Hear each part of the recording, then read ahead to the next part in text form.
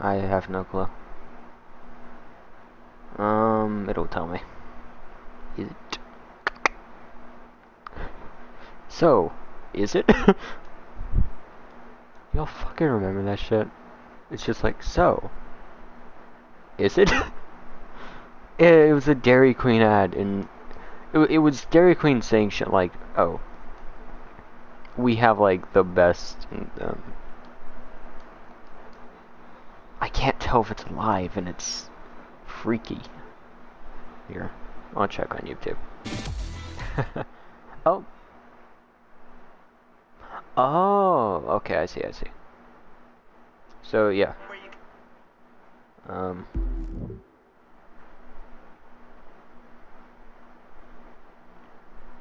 Yeah. Oh, shit. Okay, so, today, we're gonna be just playing Crew 2. Just driving around to keep us busy. This will also be on a different pace than my other videos. My other videos are just mainly, like, gaming videos. You know, wannabe with Let's Player. I'm gonna just be real with you. This video, I'm gonna talk about mental health. Well, I guess this is the stream. If I say video, I mean stream. I use them interchangeably, and I need to stop. I can't be stopped. Nothing can stop me. I'm gonna be talking just like my mental health, shit I've been through, and just overall being human. Because one, I think that's an appeal that people will like, and two, I just wanna. Cause like, fuck it, why not? I don't think I've ever actually just put like my thoughts and feelings out there on the internet, and so I feel it might be interesting to. I don't know what car I want to drive. I think the Corvette will be fine. Ooh, I'm curious. So, yeah, the Crew 2 has this like fucking useless feature of where you can do this, which, well, I mean, it's not useless, so to speak, but what the fuck? Oh, it's because of that. That looks... How does the door open? Wait. Straight up, how does the door open? Like, if you were logistically walking up to this, how are you gonna open it? Maybe it's just under... Because, like, that is a full-on built-in part of the door. It's just hanging off there. Also, kind of feels like... Bruh, you open your car door in a parking lot. You open your car door in a parking lot, you're a little too close to a car. You just can full-on stab a hole in the car. Yeah, I have no idea where the... I don't know. It's not important. What the fuck? Was that a monster truck? I have no clue. I have absolutely no clue, but that thing went flying. Sorry y'all. So, in this moment in time, I'm kind of alone. I don't really have anyone there for me. So I'm taking to the internet, or you guys. I don't know how well this audio will be mixed in with the game audio. I'm considering turning it down a bit. I don't know. Or we could just do this. This is quieter. So why is it in kilometers? Like, this is made by Chevy.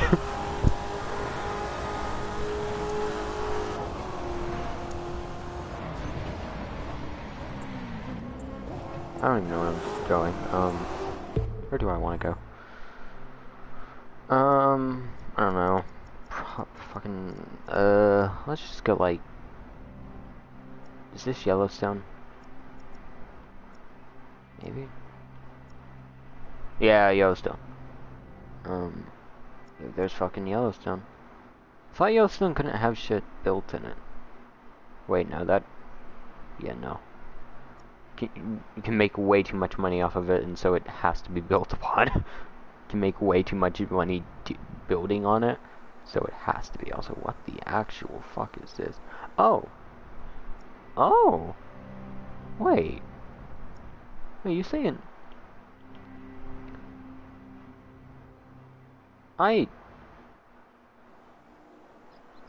Yeah, no, I was about to say, oh, they did that to preserve the natural climate. No, they just did it because there's a mountain here. I was talking about the tunnel here. The fuck is this? For the gain and enjoyment of the people. Victory of the Active Empire National Park.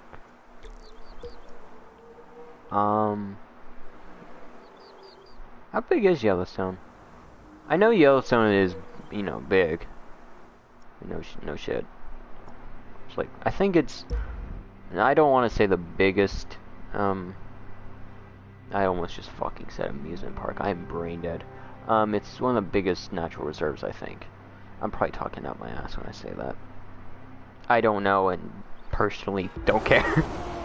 You know, it's fun to spread the misinformation. I love that my little screen there on the side's telling me Corvette, as if I'm not aware. I don't know though. Some people just buy these cars because, yeah.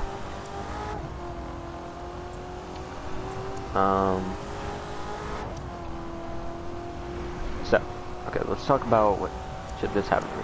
I've been up, I don't know how long. Okay, if it was like 8 when I got up yesterday. No, it was like 7. It means I've been asleep for... No, I've been awake for...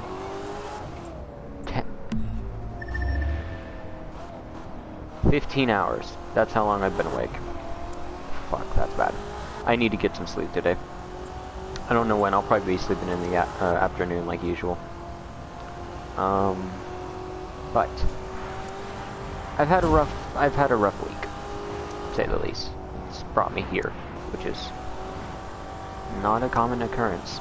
As you can probably check my channel, not very common whatsoever.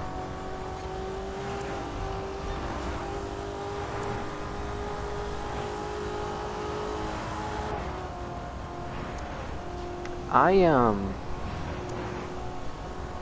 have been abandoned by 2 people in the last... Actually, I've been abandoned 3 times in total. Twice by one person, once by my another person. I'll elaborate. So the latest one. So today, or how many hours ago? It's like it's 6. It's like 6:20 when it happened. Well, it's 6:20 a.m. I'm in Eastern time. 6:20 a.m. My best friend messages me. Bye, I loved you, yada yada. Basically saying, you know, bullshit.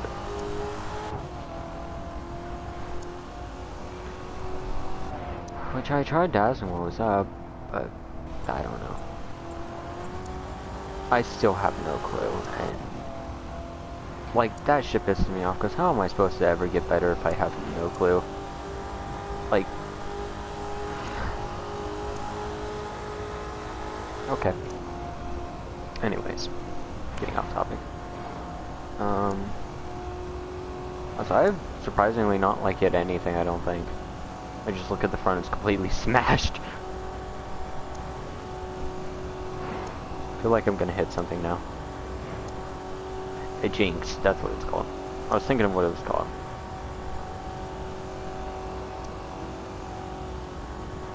But, I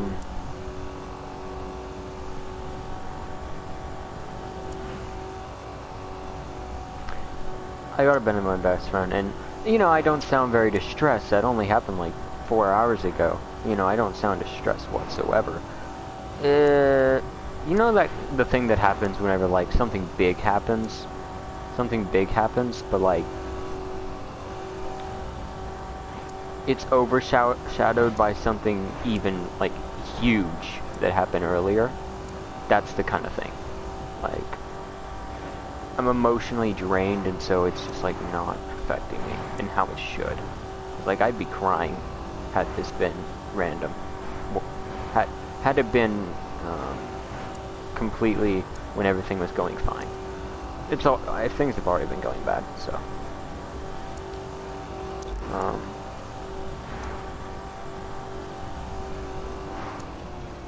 Christ.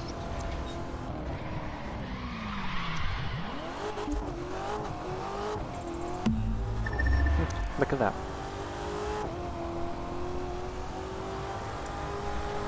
Say for example,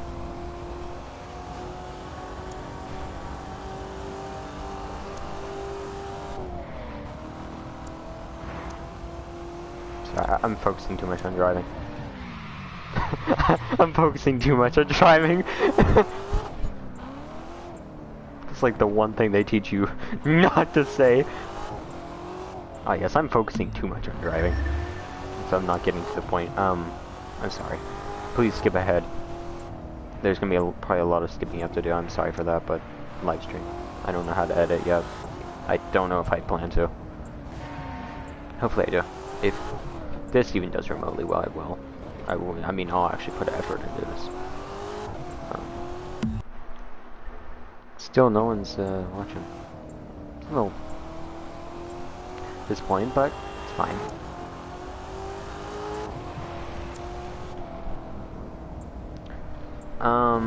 Anyways. I don't know what fucking day, but I was abandoned by my adoptive mother. Okay, so I'll explain this. You can feel however which way you want to feel.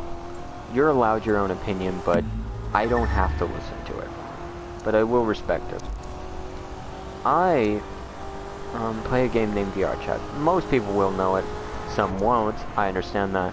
It's a game that is commonly played with a virtual reality headset that's just mainly about socializing.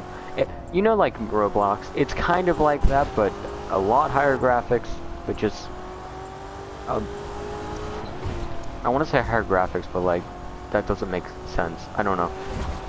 It's the people aren't blocks, pretty much. Like they're actual fully fledged characters. They're all unique. You know, and there's world creators and everything, and every world's super unique. There isn't like a whole bunch of tycoons. I mean, they exist, but they're not popular because the game's a socializing game. It's not like there is games like Murder. There's like Murder Mystery, pretty much. There's Truth or Dare, Cards Against Humanity. It's pretty much just a giant pirating site, to be dead honest. I'm not gonna lie to you.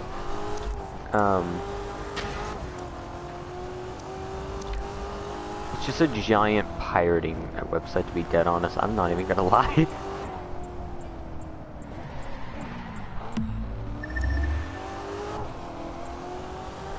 And so pretty much I've, you know, for the last year and a quarter, I've been on there, pretty active. I don't get on there without a reason. Like, I'm a very socially inept person, and so I'm honestly surprised I've gotten to the point I have, but,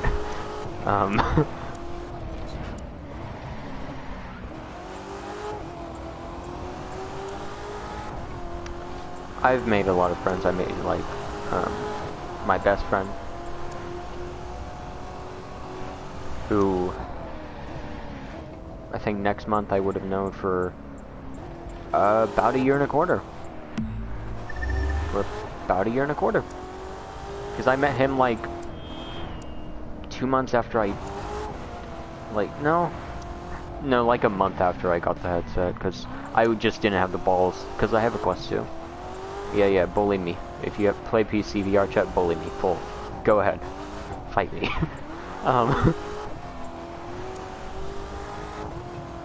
But pretty much, I made a lot of friends on there. It's also kind of helped me realize I was homosexual. Well, not fully. I'm bisexual. Um, mm, I apologize for that. I apologize for that. I think I accidentally clicked the PlayStation button on my steering wheel. Yeah, I'm not using the steering wheel because it's not good for these, like, no, this kind of racing game. It's good for actual simulators. Like, because I just drive better in these kind of games with a controller.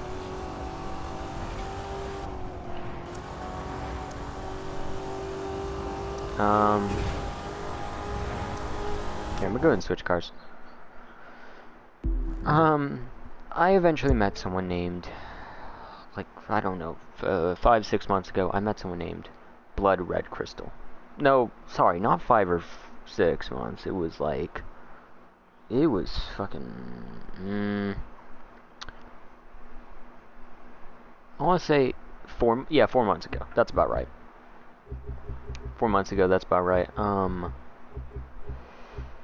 I met this person named Blood Red Crystal, and they're pretty much my mom. Well, I have fully considered them my mom, and I've talked to them about it. This is even louder. Here, yeah, I'll switch. Like, they are aware I view them as that. If you see where this is going, yeah. Yes, it happened. Yeah, that happened. You know, fuck it, I'll just go back to the car. I'm sorry, I'm indecisive. But pretty much, I had, you know, and I had been, like, when she, like, first adopted me, was, I want to say, it was, like, the middle of, March? Yeah, March. It was, like, it was in, yeah, March. But anyways. Christ. Wait. Yeah, March. I was just, I couldn't stop thinking if March was before or after April. April's the 4th month in the year, and I know that March comes before that. But, you know, everything was fine. I was actually, like, because, like, I have a really bad habit of taking care of myself, like, well, a bad habit of not taking care of myself. I just don't ever really do. I don't really eat on time, I don't sleep on time. I mean, I'm going to sleep this afternoon, so that's obvious.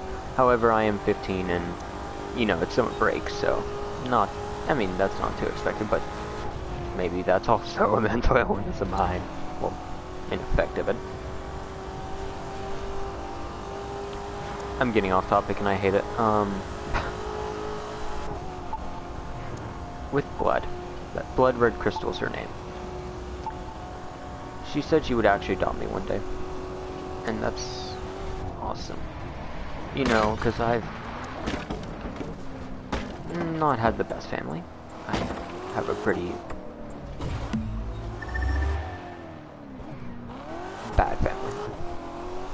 Borderline abusive. Borderline. Like, and that's giving them benefit of a doubt.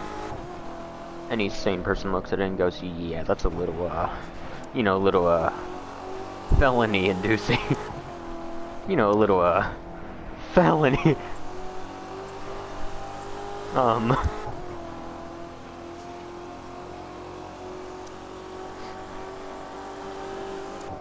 I almost just went directly into that blockade, that barricade. Is that what they're called? I don't know. Guardrail. That's what they're called. Went straight into that.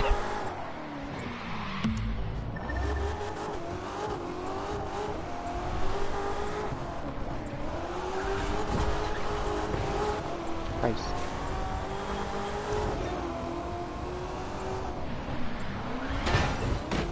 Well. Yeah, it's harder to drift in this view. Rain looks amazing though. I was surprisingly successful. but, you know, I thought everything was fine. Little do I know. So, okay, I'll give you the full story. So, like, for the first... So when she first adopted me, she was actually dating someone named...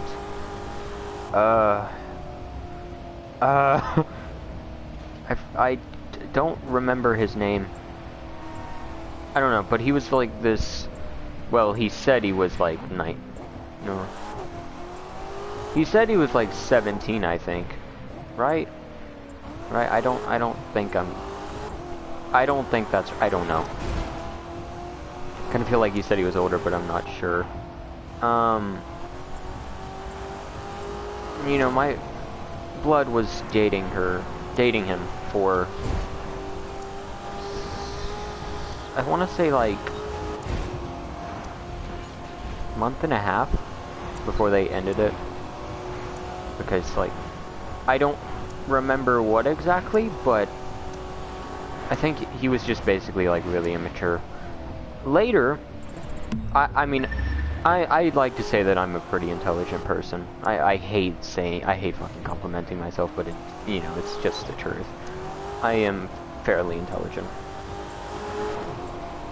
At least I'd say so. I am dumb in a lot of... I'm just like, I know a good general amount about just a lot of things, so I can draw conclusions to stuff I don't know. But it kind of seemed like to me that he was lying about his age, because Blood is, I'd say, an attractive person. Before she was my mom, yeah, I will admit I had to, you know, like, it's like one of those crushes you have when you're like 14 and it's like on a 23-year-old. You know, it's like, yeah, that's cool, that's awesome. It's like, but no, that's not okay. You know. Like, it's like, no, not okay. Pretty much. Eventually, I mean, that's just like, that went away like, I think like a week before she adopted me. So, perfect timing too. It's like, I'll be for real, she's a MILF. She has like that accent too. Like, she's Dutch. And so she has a really interesting accent. But, I mean, you couldn't tell it. You'd think she was from like the US from how she talks. Because, like, she sounds like she's from the Midwest. I think that's, like, the best way to describe it. It's, like, it's one of those accents that, like, you can't pinpoint it, but you know it's from somewhere. And the Midwest has a lot of, like, interesting accents, and so one would probably attribute it to that. Cool.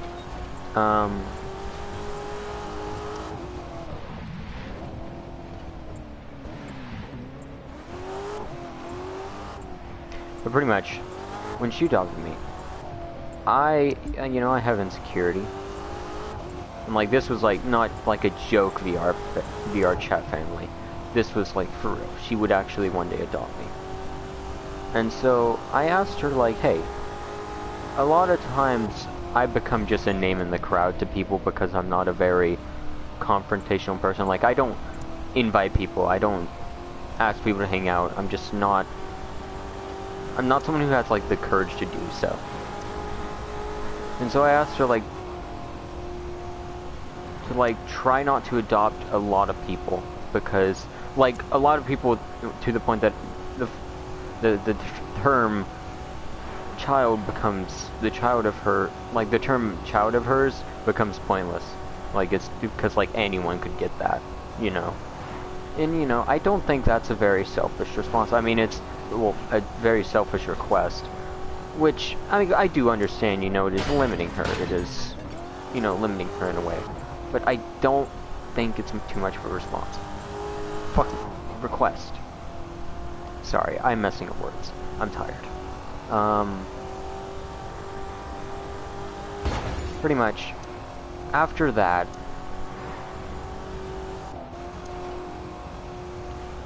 well, after her, you know, her first boyfriend, She kind of started talking to this guy named Mr. Forgettable. His real name's Dan. Well, Daniel, but everyone pretty much called him Dan. He's 7 foot, you know, yada yada. He's 19,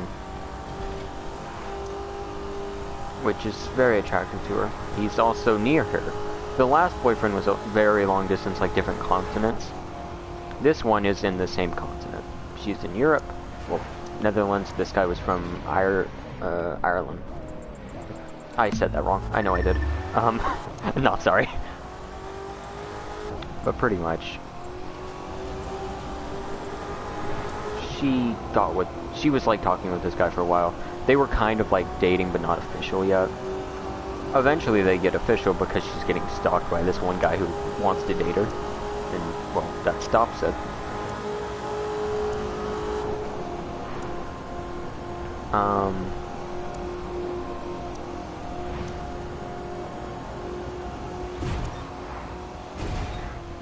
Whoa!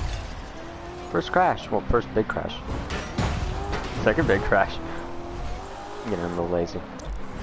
Hey, there we go. Made our destination. I think we're just gonna take a moment to talk. So,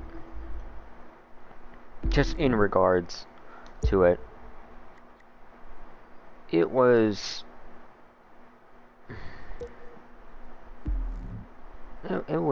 not nice.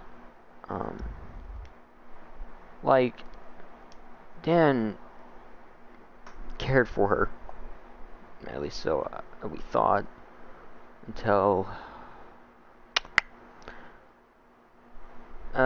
his VR broke, and he kind of like stepped back from VR chat.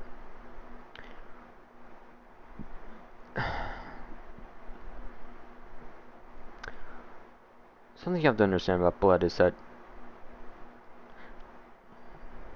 and something I can tell, is she's a very, like, I don't mean this in a bad way, I just simply mean it as, like, the truth. She is a very, like, easy to manipulate person. Like, a person could hurt her in a bad way because she doesn't realize when it's, like, when it's okay to say no. She doesn't get that. Because she has this, like, really big problem with, like, not telling people the truth when it hurts. Which, just a, like, pro tip in life, people, please, tell, like, I'm just gonna be dead honest, please. There is never a time where it is wrong to tell the truth. Now, yes, there are times where, you know, you shouldn't say the truth to protect someone. Like, there are situations where it is absolutely necessary, but those are few and far between, and they should not be every single day.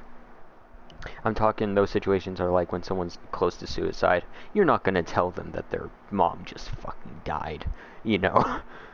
I don't mean to laugh, but, you know, you don't tell them that.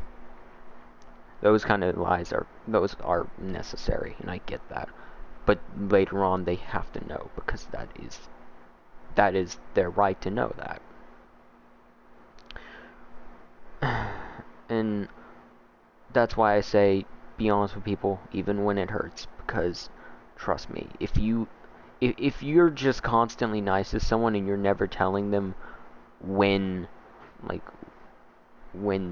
they're hurting you or they're making you feel bad, they are, like, if you're gonna slowly step away from them, you are. Yeah, I mean, it's just the truth, people. You will distance yourself from them subconsciously because you don't enjoy being around them. And how can they fix that if they don't know? It's like it's the syndrome of being nice. You don't ever really tell people when they mess up, and so you kind of just fade from people because you don't want to confront. You don't want to be confrontational, but it's gonna make you lose people. Something I learned pretty much this year, to be dead honest. I learned that hiding my true feelings really, really doesn't help in the long run, and it only creates a massive problem, and where you lose someone. It's like this: would you rather take a machete to your ribs, or walk through a rose bush, or walk through 2 rose bushes? You'd rather walk through the 2 rose bushes, wouldn't you? Or would... Well, no, that's a bad analogy. Would you rather take a machete to the ribs, or walk through a beehive-infested place where you only get stung a couple times? I guess that's kind of like over time, pretty much. Like, the pain is over time, and it's not as bad. I'd say most people probably don't want to take the machete to the ribs, so that'd be a crude example. I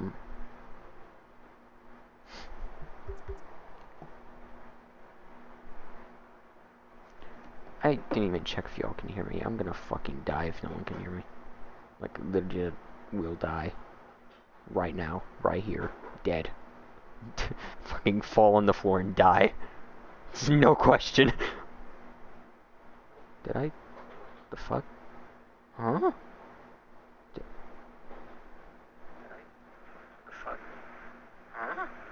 Oh.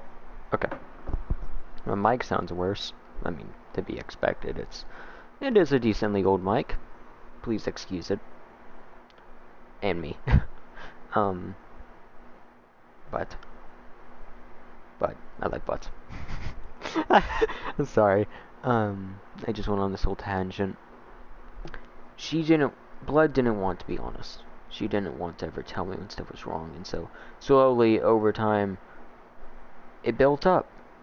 The stress built up to her. She couldn't distance herself, like she couldn't slowly step away like most times, because I was her child. She couldn't just do that. Ask any mother, ask any like parent, and yeah, you can't really do that. And so she was in this hard, tough place where, the fuck did she tell me? You know? Anyways. Later on, it gets found out that Dan was dating a girl, Megan, for 2 years. 2 years. And Blood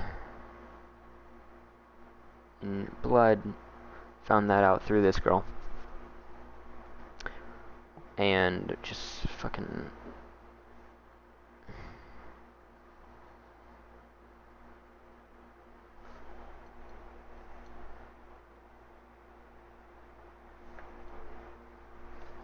And so she... Basically, Blood was being used. So it was Megan, they both leave Dan, as they fucking should. Yada yada. You know, she moves on. I'm there to support her throughout thick and thin.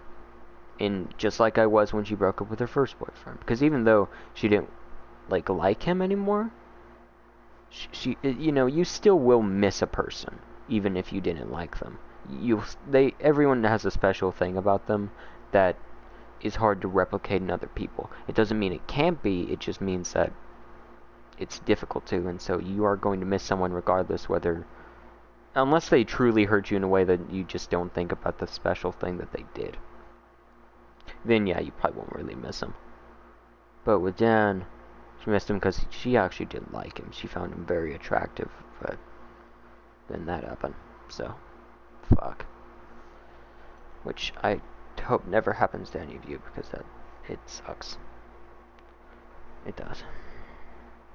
And please, y'all, don't do that to other people either. That's one of the worst things you can ever do to a person. Anyways. I stuck with her. When she got into that relationship with Dan, she also adopted since Dan had a daughter, VR daughter, named Wolfie, now Miss Wolf Rose is her name. Fuck. How do I put this?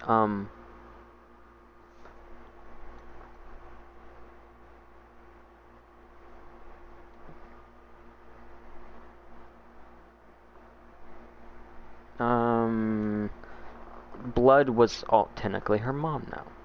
And so, you know, she had another child. And I was a little concerned. I was like, whoa. It's like, it usually starts with something little when people, like, start, you know, it's like, because I've been in VR families before, not as serious as with Blood, and so I didn't really care.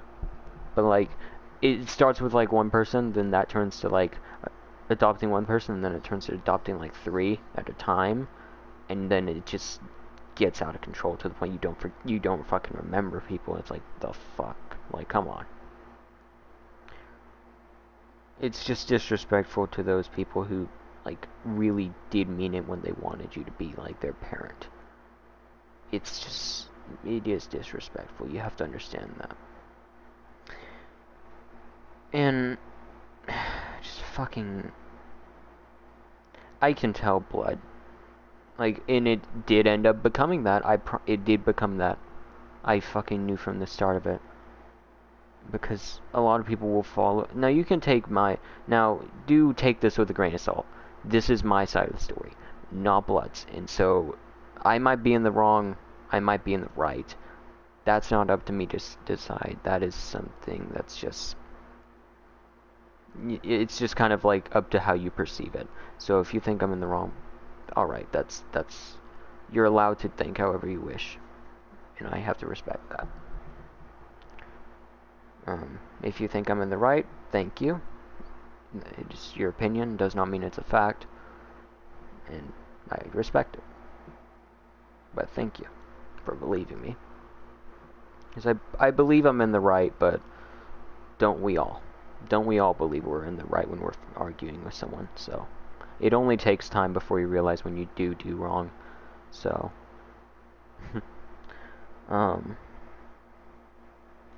fuck. Blood, you know, that was her child now. But she does seem like a very cool person, honestly. She is very cool. Blood then, started dating someone named, Big Hoss. Big Hoss. Like Bighoss. Big Hoss. Which is very similar to Dan, to be dead honest, except different continent. Like same kind of voice, same kind of way he talks. I really do think it was a rebound relationship, which it's went well so far, but it's been like 2.5 fucking weeks. That shit's not gonna go well. I've been in enough rebound relationships to know that if you leave a relationship when you're looking for a person like your ex, there's a reason why that person was your ex. Trust me. And so I would not be surprised if Blood gets heartbroken again. Except this time I'm not going to be there for her. You'll find out why. Well, I've actually told you already, but Blood,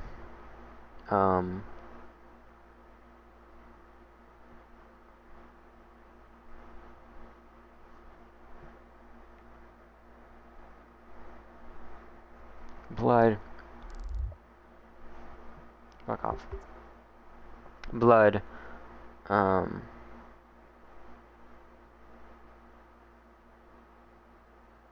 well, I'm seemingly brain dead.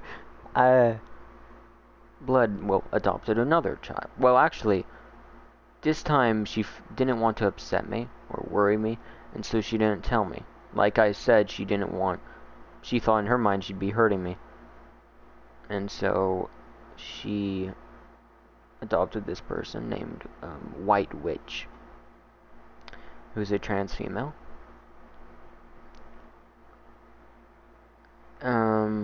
Which one day I was bored, and so I requested off Blood. I joined her, and I saw them cuddling. I was like, oh, cool.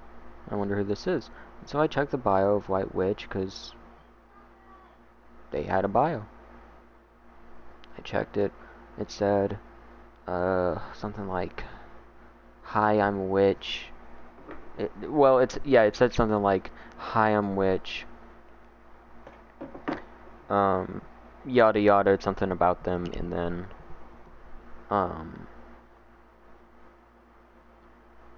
it said mothers, Crystal, and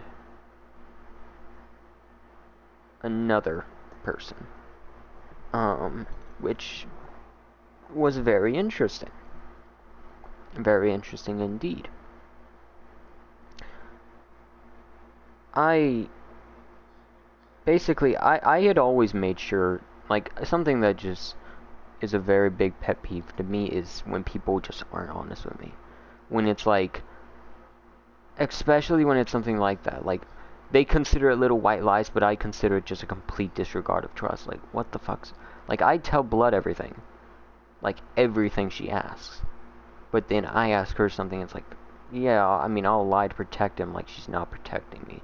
I've told her that a dozen times. Actually, I've told her that dozens of times. And it's just, God, I really wish she would understand, like, it's not helping to fucking lie through your teeth every time I ask something. It's like, I'll sit there for 10 minutes to reassure her that, like, I'm not gonna judge, I'm not gonna be upset.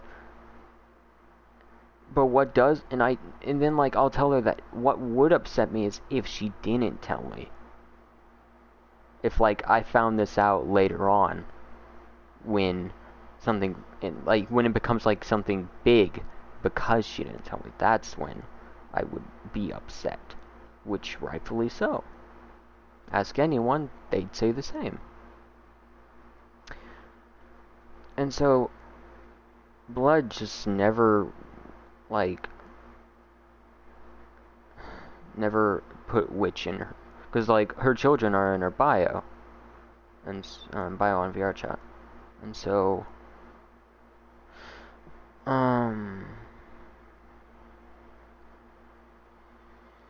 fuck.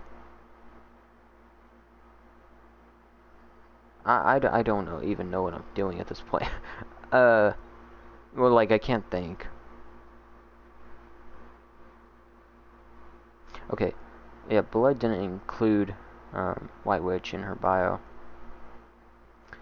Because she didn't want to upset me. When in reality, the only, like, it would not have upset me. I mean, it would have worried me, you know, made me a little concerned that I was going to become another name in the crowd, but, well, another voice in the crowd. But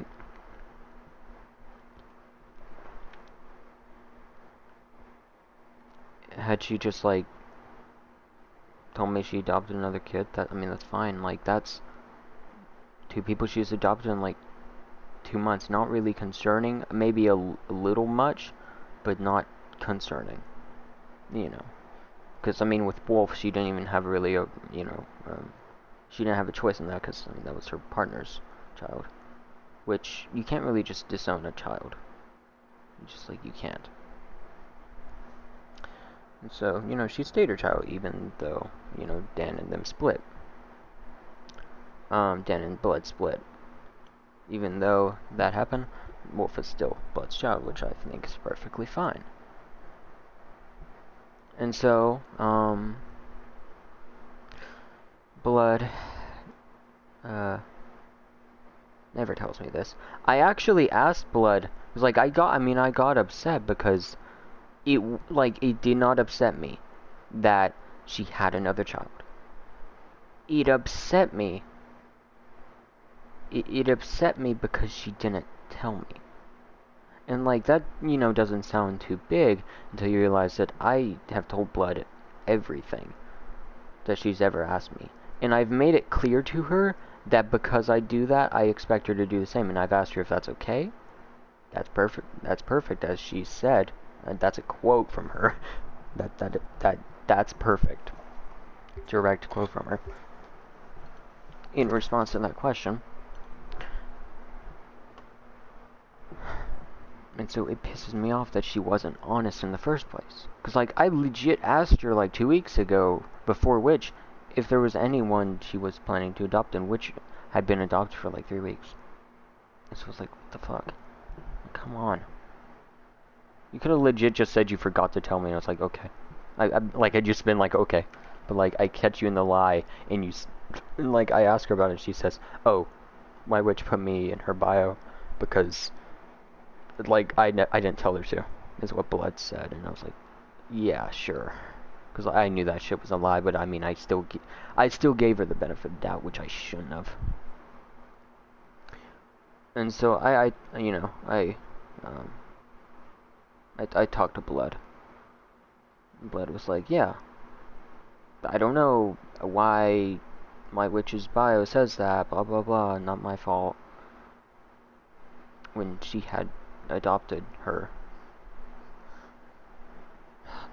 3 weeks ago. Which I hate.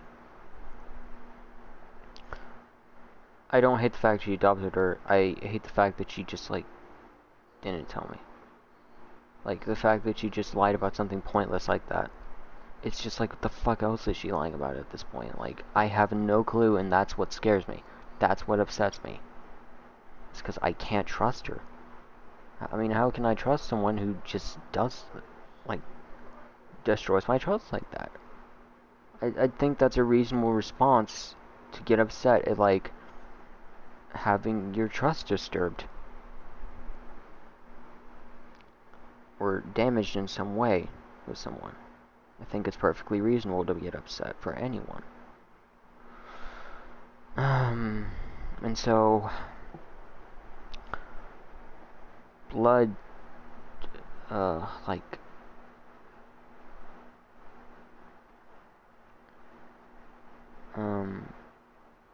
2 weeks after that,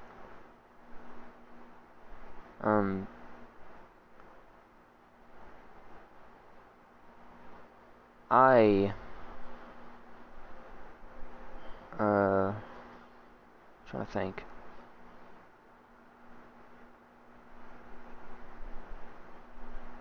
Like, I'm trying to think the order of event, yeah. Like 2 weeks after that, I had a nightmare at, like, 9 my time, which she's 6 hours ahead, which would have been, like, 3 a.m. But she was still awake. And so, like usual, like I had always done, and that she had told me was perfectly fine, was to call her. Because I had a nightmare. I've asked her in the past if that was okay, and she said yeah. But guess what that was? A white lie. Which is pointless. Because had I known that you know, impacted her negatively, I just called someone else. But she was the only one that, like, I really felt comfortable to call. Like, yeah, I mean, I would have preferred to call her, but if she didn't want me to, I'd do that. I'd just, like, call my best friend or something. I wouldn't do that. I wouldn't call her anymore. That's fine. I get that.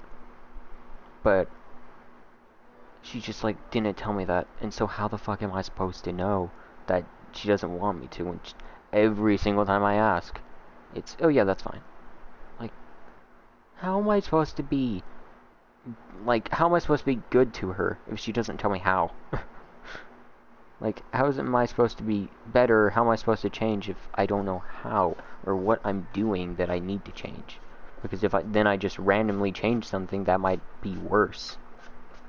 And then I wasn't even aware anything was wrong. And so I call her, you know, and she doesn't answer. And so I texted her on, sometimes her Discord notifications don't work. And so I texted her on Oculus. Like, hey, could you check Discord? I think your notifications are acting up. I had a nightmare. She checked it, read the messages, and then typed for a second. Like, typed for 5 seconds and then just, that was it. Nothing else. And I texted her back on Oculus, like, could you check Discord again? Because I had texted at that point, like, were you gonna say something? I didn't get an answer.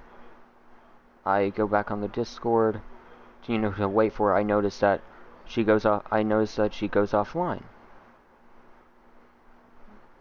Sometimes if I'm bored, I'll just, like, be checking my bio and the person's bio who I'm messaging in, because like her bio's been single when she was taken, and so I was always kind of like checking, you know, is it official yet, so on and so forth. Well, I check that and I notice that it says add friend, and I'm like, wait, did she accidentally unfriend me? Like, cause she's done that in the past. She's done that in the past, and so I apologize.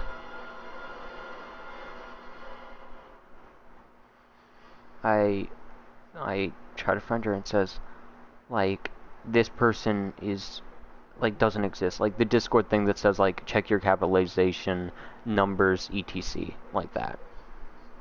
It tells you to check that. Which, I mean, I was literally clicking on her profile to friend her, so it could not have been that. I go to text her on Oculus. I'm blocked on Oculus. And then it occurs to me.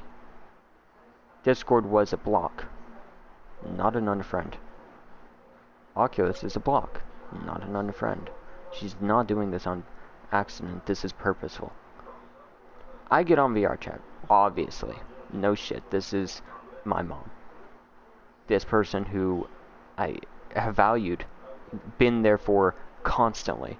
When she needs to vent, I let her vent. I never judge. I give her advice when she needs it. When she needs time alone, I give her that time alone. I might text her once or twice to see if she's okay, but that's it. You know, I've been good to this person, and I'd say in any, like, field. In, like, any field. I've reassured her, I made sure she's okay. Almost daily, I've been good to her. And so I fucking get on. You know, I see, well, VRChat, she's unfriended me. Whoop-de-doo. And so I fucking join my... Well, I invite my friend Lethix, which is her best friend. Which is also her best friend. I will admit I did spam invite him, which...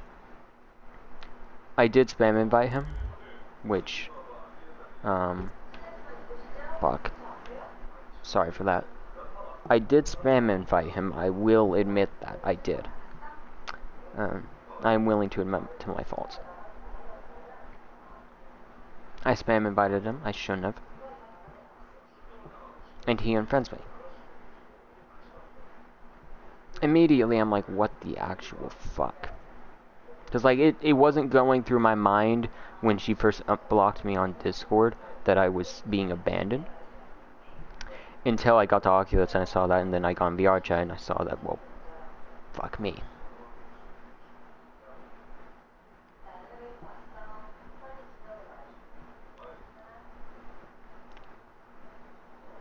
I joined a friend that me and Blood had made earlier in that day, like 12 hours before probably. And I joined them. I asked Lethix to come downstairs because it was the Black Cat, and if you know, the Black Cat has been upstairs. I asked him to come downstairs to talk to me for a second. And I'm like, hey, I don't know why, but Blood is just unfriended me. I don't know what the hell happened. And he's like, oh, I don't know. Like, and I believed him because I was like, oh, he doesn't have a reason to lie to me anyway, so. Because, like, I was completely unaware that Blood was ever lying to me. Never. I knew that sometimes she didn't talk about stuff, but, you know, I didn't push it. Because, like, it was only, like, you know, personal stuff, and I wasn't going to ask about that. And I wasn't going to ask about her personal life, especially if she didn't. Like, if she wanted to tell me, she would. I mean, I made sure to tell her that, like, if she wanted to, she could. I would never judge, but, like, I never pushed on her personal life. She can do whatever she wants. I don't care. It's not my business. Unless she needs me. Then it's, I guess, my business at that point. And I talked to Lethix, and he's like, no, I don't know. He says, oh, I need to help my friend right quick. And I'm like, okay, you go do that. Thank you. I go upstairs, and I realize that White Witch is there. 2 other of Blood's friends are there. My friend Lime, the friend me and Blood had made together earlier that day, was there. And I realized that Lethix was also up there. And it clicks that, yeah, Blood is up there. She's up there somewhere, probably surrounded by them, as they were in kind of a circle. Friend Witch, which is like in this stern tone, like, why did you friend me? And I'm like, oh, you seem like a cool person. I will admit it was because like I wanted to have a form of contact, because I knew that that was her like child. Well, at least at the time I thought the witch saw herself as the child of Blood. I didn't know the Blood had actually adopted her. And so I friended her, just, you know, as a line of contact, and that was pretty much it. Nothing like malice, just kind of like, in case I get lagged out of this and Lime gets offline, I still have that. And so, I fucking... Witch tells me to come downstairs. And I'm like, okay, what's up? Witch talks to me. I'm like, okay. Okay, sure, yeah. What's up? Which is like going on about how Blood is uncomfortable, or like... Blood's uncomfortable, and fucking... I'm too jealous. I'm selfish. Basically, like, berating me. Calling me, like, saying I've treated her horribly. Saying that I've treated her horribly. So on and so on. Which I will give Witch benefit of doubt there. She was handling that decently. Because, like, she was genuinely angry. But, and you could tell, but she was being calm about it. But obviously, from what you just heard from me, obviously wasn't verbally keeping herself calm. Which none of that was fucking true. Like, the jealousy, I'd assume came from, like, me talking to Blood about how, like, you know, Wolf and Witch did scare me. Because, like, I didn't want to become another voice in the crowd. Like, I had been, like, I had told Blood that it happened to me so many times, and, like, it has. A lot more than I had told her. Like, I told her probably, like, 3 examples, but there's been, like, 6. No, 5. There's been 5 examples. Which I thought she understood, apparently not. Cause, like, I'd say, like, yeah, when you go through, like, the constant repeat of being fucking forgotten, and not having the courage to, like, be able to ask to not be forgotten, you know, you kind of ask people to, like, please, you take preemptive steps to stop yourself from being forgotten. And so, like, I would always, like, stress to Blood, like, please, when you adopt someone, be sure of it. Like, make your own decision. I'm not going to judge you, just please, like, don't replace me. Like, don't forget me. That's pretty much what I asked her.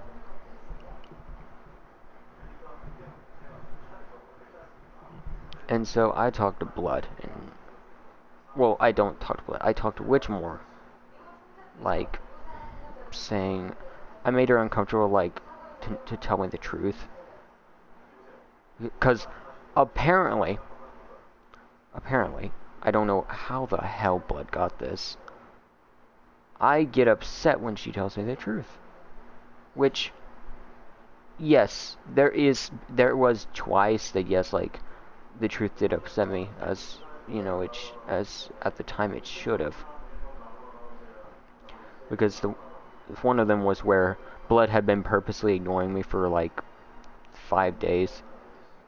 And I was hella concerned, because she's never done that.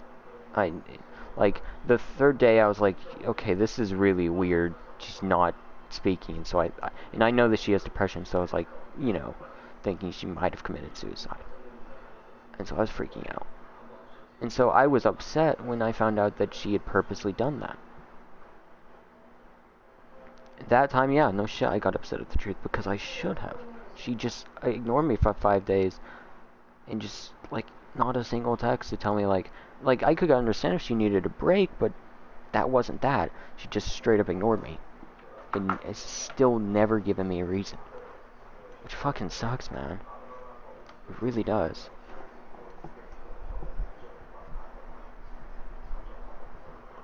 But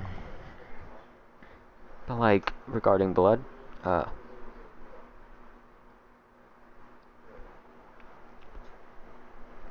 yada,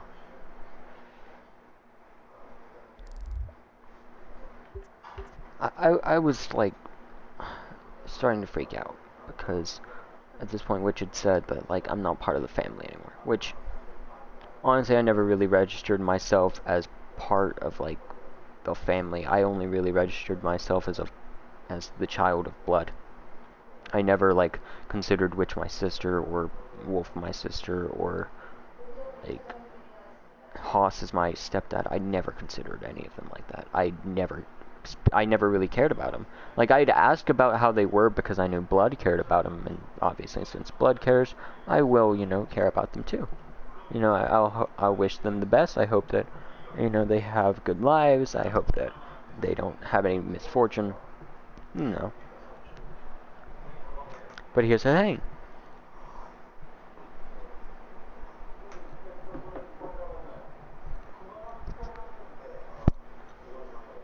It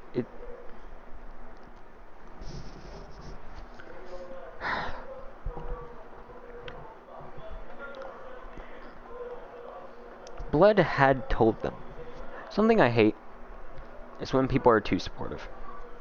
Now, yeah, you should always be supportive. But there is a point where you need to recognize that, like, sometimes by being supportive, you're reinforcing a bad thing. Blood had full-on ghosted her child. Someone she said she'd actually planned to adopt in real life had completely, like, changed the mindset of this person to believe that that Blood was his mom, me. Well, going to be his mom. And so, like, fucking hell,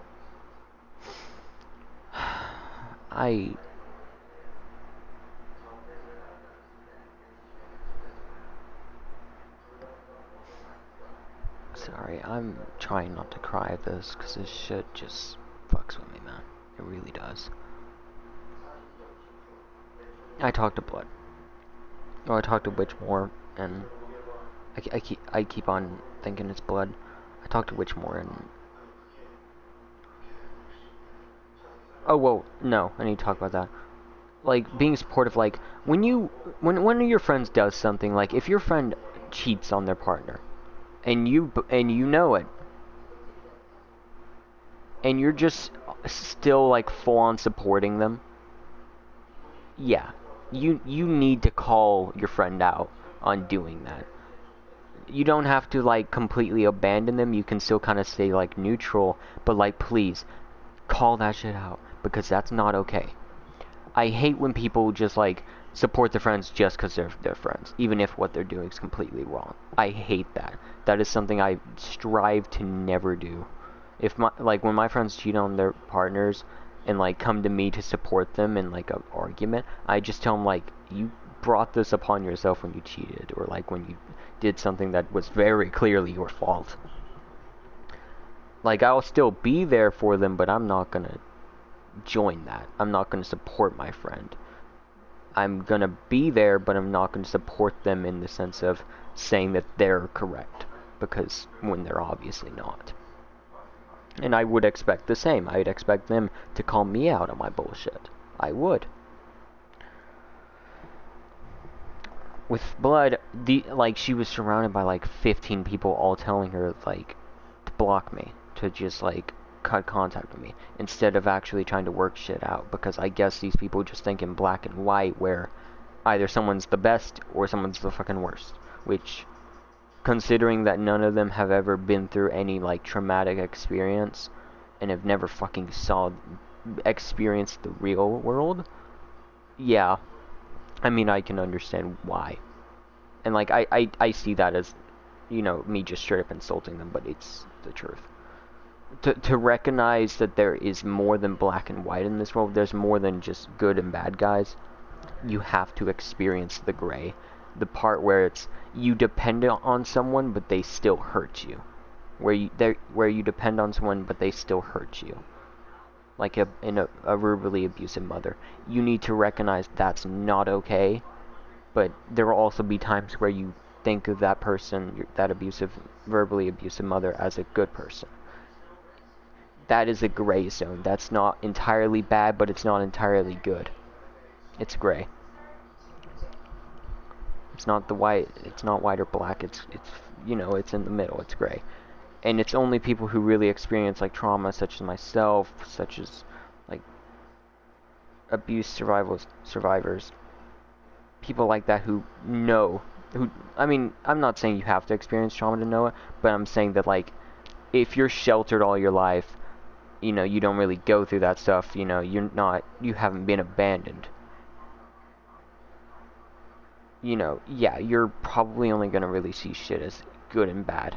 That's it. And you will be extremely biased in your life, which I hate. I hate when people are biased. That's mainly what I'm talking about when I'm saying, like, overly supporting someone. Don't be biased. Hear both stories. Obviously, I can't get Blood to tell her side, but I don't think she would... I don't even think she'd be fucking honest, to be dead serious. I hate to say that, but it's the truth.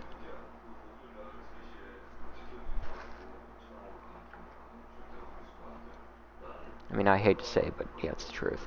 She probably won't even be honest. Anyways, fuck, what was I gonna say?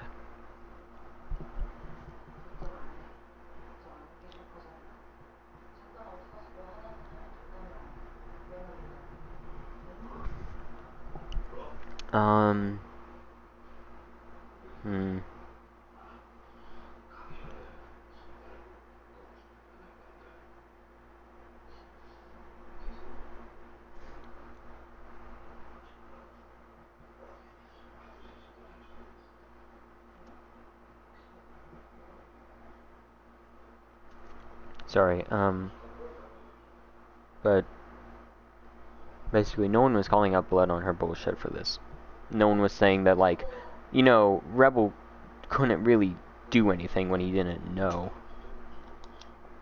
It's like I never knew I was hurting her or, like, overexerting her in any way, because every time I asked if I was, it was always, oh, you're fine, you're perfect, you're the best. I never got an honest answer.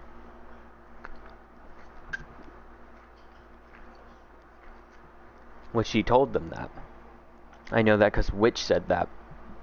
Like, how do you not see that, like, maybe a person can't be, quote-unquote, better if they don't know how to be. If they don't know what they're doing that's bad. It's like if your friend asks you for a serious talk. You probably aren't... It's like when someone asks you for a serious talk, but they don't say what it's about. You're like, well, what have I done? Obviously, no shit, you don't know what you did. You know you've probably done something for them to ask you to have a talk with them, but you don't know what. And so, it's like that. Like, how do you expect, like, it's like, it's like, I don't know how to describe it. Like, everyone's experienced this kind of shit, though. It's like, someone just expects you to know shit. And it's mostly with the overly nice people. It's like they expect you to know that, like, when they don't like stuff, because they don't have the courage to say it. Which, like, I don't blame them, because, like, yeah, that takes courage. It takes time to learn that you need to voice your shit. Like, you need to voice how you feel. I learned that a while ago, but some people just do not fucking learn that. And so they assume just everyone just needs it, like, everyone should know what they need. They don't ever have to say it, which is a really dumb mindset, and it's not a good one to have. Because it would just end up with you hurting others and others hurting you. More on Blood. Like, it's just like the whole situation's pissed me off, because it's like, what the fuck? Like, I've told Blood a billion times that I'm willing to do anything for her. If I need to change something about myself, I'm willing to do it. But, like, at the same time, what the fuck does she expect me to do when she doesn't tell me anything? And, like, I could understand if I never asked, you know, because that's, like, you know, kind of an excuse. I mean, it's not really an excuse, but it's still kind of one. But, like, I did ask, like, weekly. If there was ever anything I did there during that week that upset her. Actually, pretty much daily. Every time I would go to sleep, I would, like, text her, like, hey, did I mess up any today? Or, like, after I ask her something that's, like, semi-important, I'll be like, hey, are you sure you're okay with this? Or, like, are you sure? She'd always say, yeah. Which, yeah, on my part, I should have seen the pattern and just been like, yeah, there's no way you're telling the truth here. That I was naive and I'd expected her to be honest with me because that's what I told her to do. And that's what I constantly reinforced for her to do, you know. And so...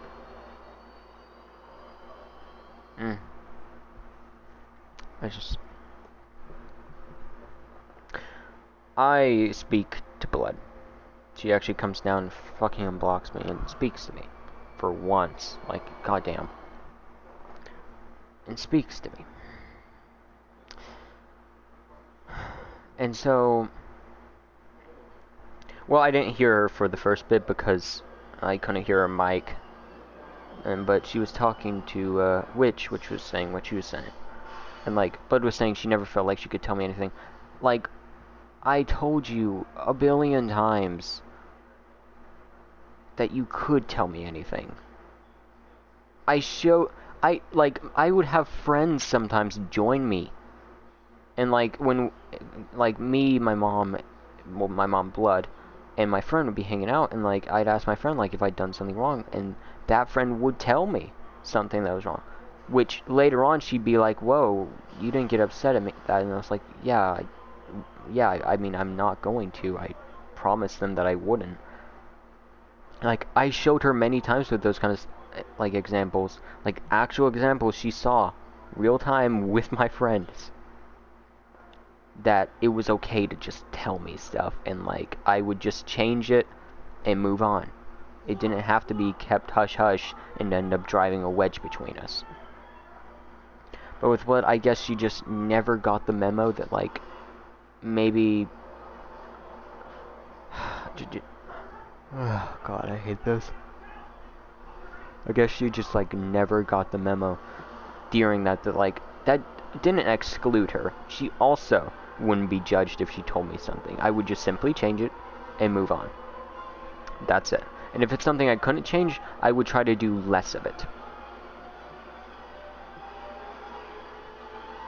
You know, like a decent human being. Fucking hell.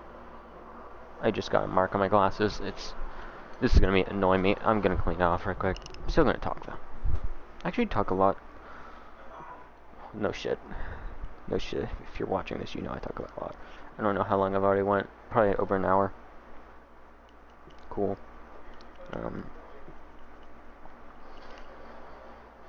Fucking hell. It's gonna take a little bit to clean because fucking got like skin oil on my lenses. Going on with Blood, I talk with her, and eventually, I have major depression. I was diagnosed at like 13, I think.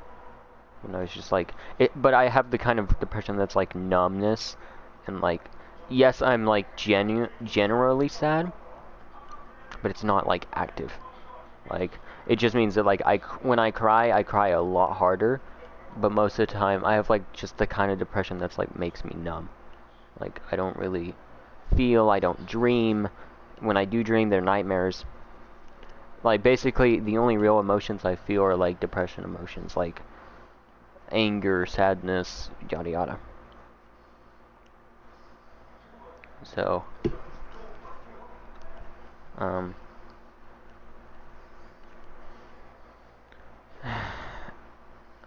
I also have like, I have another mental illness which I still haven't like they don't have a definitive answer, but like, it's one of the ones where like you have an alter pretty much. Because like I do have alters, I do, but they're not sure what it is specifically. So, like you could say bipolar, but that's like I asked them about that. And it's like, well, could it be classified as like bipolar? And they're like, no, because it's I don't know. It's that kind of jargon that's like I don't know enough information to really make any conclusion, and so I'm just gonna shut up now. But I have major depression, and that also means that when I get like sad or like suicidal, it's a lot worse. Like that's the problem with like the numbness version of depression is like when you do feel you like your body over exaggerates your feels. Like when you feel suicidal, you feel very suicidal. Like you feel like you see a shotgun and you're like, yeah, this is it. This is my moment. This is where it ends. And then 5 minutes later, you're like, no, everything's fine. It's like, what was I thinking? You know, like you do one phone call to a friend and it's like, hey, I'm struggling right now. Can you just like talk to me for a sec? And it's like, oh, now I'm fine. And you just back to being numb. And it's like, the hell. Which I mean, I hate, but I've kind of got to live with it because it's not very treatable. I mean, I'm on antidepressants now, and I hope they work, but yeah. Well, I've been on antidepressants. Most of them don't work for me. I'm on a new one now, which is Lexapro. I forgot. I think it has another name too, but that's what I call it, is Lexapro. That's what my psychologist also calls it. Therapist, sorry. Not my therapist, the therapist who like prescribes it. I forgot what they're called. But pretty much, I started getting suicidal because blood had been the reason I was living for months. I mean, I had no like relationships. I had no reason to live at all. And I honestly like most of the time I'm on the edge of death constantly. I'm on that constant suicide point where it's like, what do I do? Like, do I end it? Do I continue to live for my friends? And I want to live for them, but sometimes, man, it's just not enough to stop me from getting close to it. But with blood, that is enough to stop me. Like, with blood, that is enough to make me think, you know what, no, like, that's enough to make me think, you know what, yeah, I shouldn't do this. I need to take care of myself. Because it's my adopted mom. I actually, like, if I don't see a foreseeable future, I won't be able to get, like, better. But if I see a future where, like, I'm actually happy and stuff, which I would be, but having an amazing, well, a seemingly amazing mom like blood, I would be happy. I'd be very happy. I'd be very happy. And so,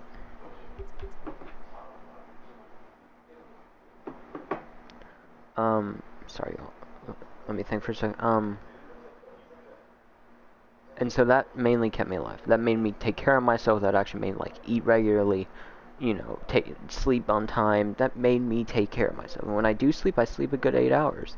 If I wake up at 6 hours, I would go back to sleep until I've slept at least 8 hours, which usually causes me to sleep like 10 hours, but still. I'm sleeping a decent amount. I'm sleeping, well, actually a good amount. Better than I ever have.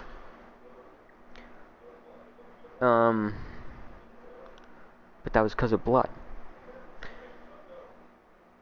And now, I don't...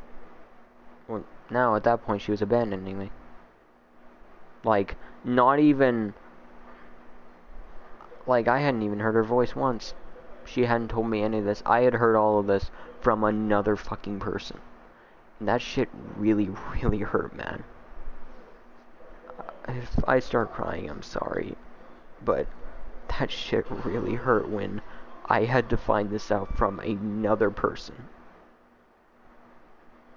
when I had no clue of what I had done or what I could do. And I still don't know what I've really done. Because, like, I feel like that shit should be obvious that, like, I can't help that if I don't know. Like, how can I change when I don't know that I need to? That's what I always fucking asked her to do, was just tell me when I need to change. But no, I never got told when I need to change. Never. No matter how many times I reassured her, no matter how many times I made sure she knew that I'd never judge, I still never got fucking told. Why do people like her just fucking expect me to know? Like, I try to explain it to these people that, like, you know, I kind of grew up with depression. It's emotionally stunted me in ways that aren't going to be able to be fixed for years. If my depression goes away. If it stays around, it probably might not ever happen. Like, if it stays around, I might not ever fully emotionally develop. I might get, like, smarter in it, but, like, I still won't really know. Like, I won't understand. Like, I'll need people to spell it out to me every time when it involves, like, emotions. And so, like, how the hell? Like, I make sure to tell people this. But, like, you know, you need to sometimes dumb it down, like, to tell me when I mess up. Because, like, yes, there's some times where, like, I should have realized that, like, hey, well, a normal person should have realized that, like, hey, yeah, I messed up here. I don't know that because I never emotionally developed how most people do. I'm not most people. And so it fucking just hurts so much when people still expect me to be just like most people. It just fucking sucks. I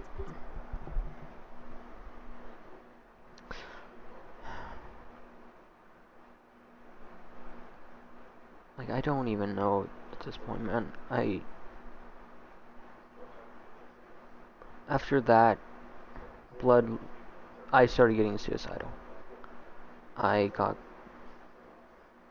to the point of holding a gun. Which heard the click of the safety. Well, no, heard the magazine going and, like, the click that it makes when it locks into place. Heard that, and immediately, I think Blood just kind of started having a panic attack.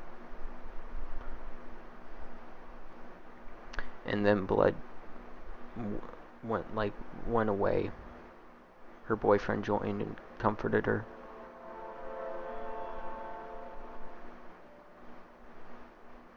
Before I left that world, because I just could not do it.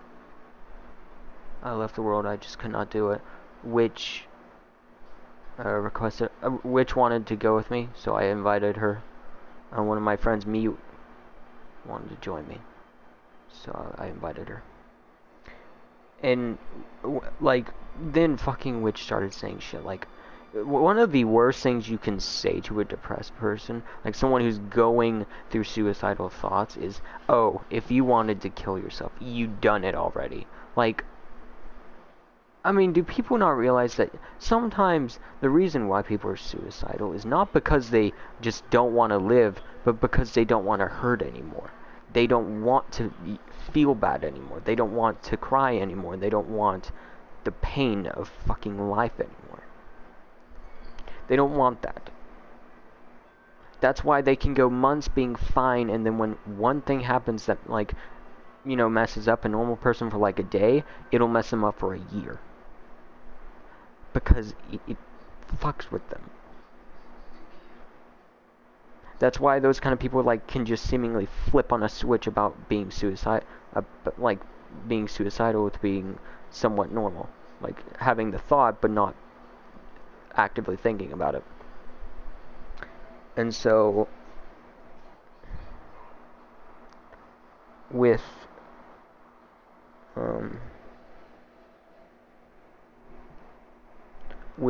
fucking, and so Mute Mute is suicidal. Well, was suicidal. So I guess has been suicidal before.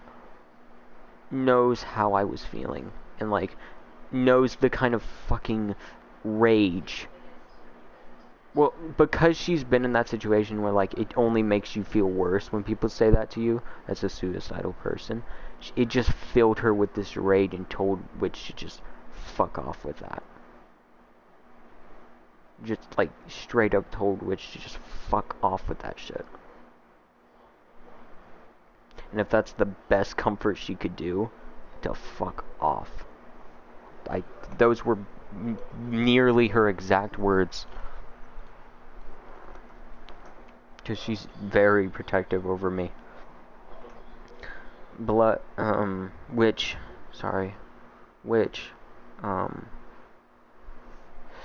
fucking stayed, but refrained from using that. Because, like, now Witch wasn't surrounded by 15 other people that were constantly telling her that she was right to, like, just berate me.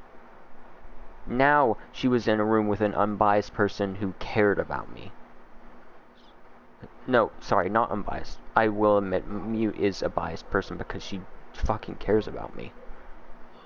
But, like, not in the way that's, it's not in the way of arrogance. And so, Mute wasn't having the shit of Witch, like, just wasn't having it. When Witch did something just straight up stupid to say, Mute called her out on it. And I felt better because now I no longer was alone in a lobby full of people who hated me now. All because I didn't know what the fuck I had done.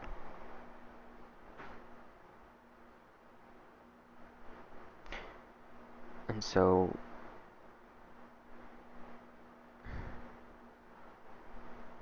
eventually... Which... like, because there was the option of, like... agreeing to change and then staying Blood's friend, which I just couldn't do because that would hurt me way too much to look at Blood and always fucking think, you know what? She used to be my mom. That would destroy me every single day that I saw her or texted her. It would break me. I knew that for myself that I just couldn't do that. And so I pleaded with Witch to ask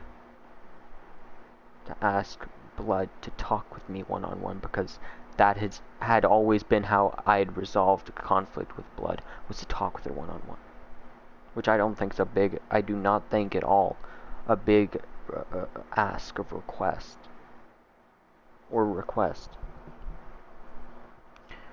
Which went and asked. I doubt she said what I said, which was that I wasn't going to be upset, but yeah. Which came back and said no, but it didn't want to. Then a little bit after that, the offer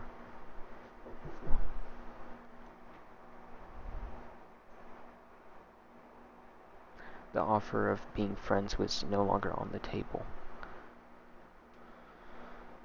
Which I fucking know why. It's because those same 15 people who just now, who could only see white and black and just associate me with the worst of worst.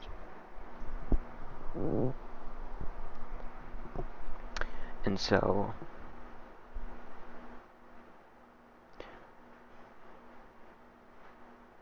I think they just sat there and just like told her to like just never speak to me again. Because that is not characteristic of Blood. It is not. She is one to give second chances, not to do that.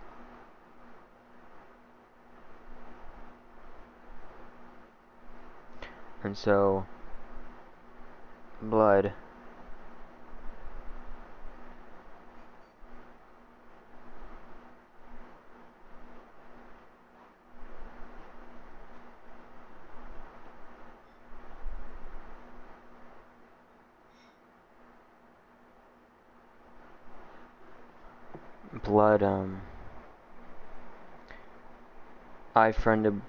I pleaded with which to go ask again, which she did. And I told Blood that, well, I told, Mute asked me if I wanted her to invite Blood. I said, that was up to her. She didn't have to get, like, involved with this if she didn't want. She said she didn't care about that. This was me. This was about me. So she invited Blood. Because, honestly, Blood never spoke to Mute. Mute never spoke to Blood, but she had her friend in it, so she decided, you know what, I'll use it to help Rebel. So she did that.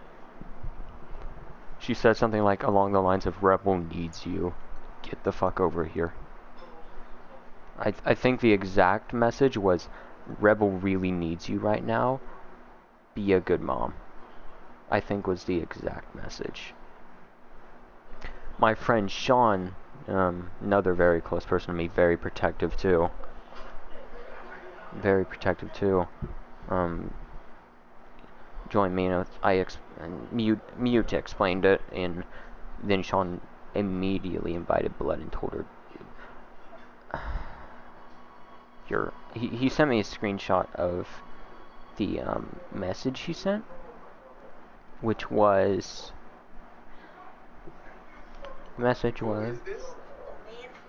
sorry, he sent it on TikTok, oddly.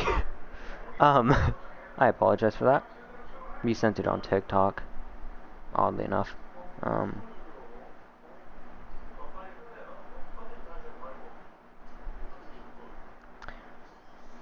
Okay, yeah. He said, and I quote, fuck, I accidentally clicked on one of the, okay, there. He said,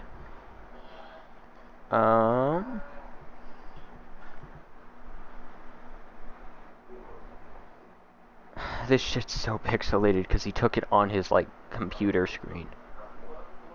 It said, you need to join right now. Rebel's panicking, and if he dies, I'm blaming you. Rebel is panicking, comma, if he dies tonight, comma, I will be blaming you. Well, no, actually. Oh, I think that's a typo, it's a period. I will be blaming you. Blood. I friended Blood during this too. Blood accepted my friend request.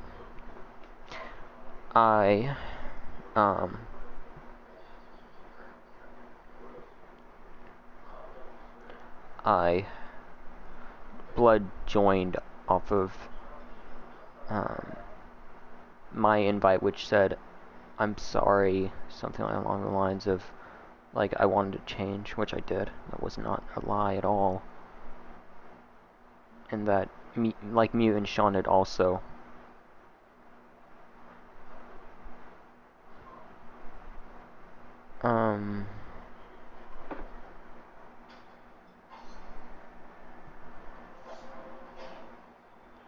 It's Arctic Crystal. It's it's like Arctic, and then Crystal, which is ARCTIC space CRYSTAL. Also, I appreciate you for watching. Appreciate that very much.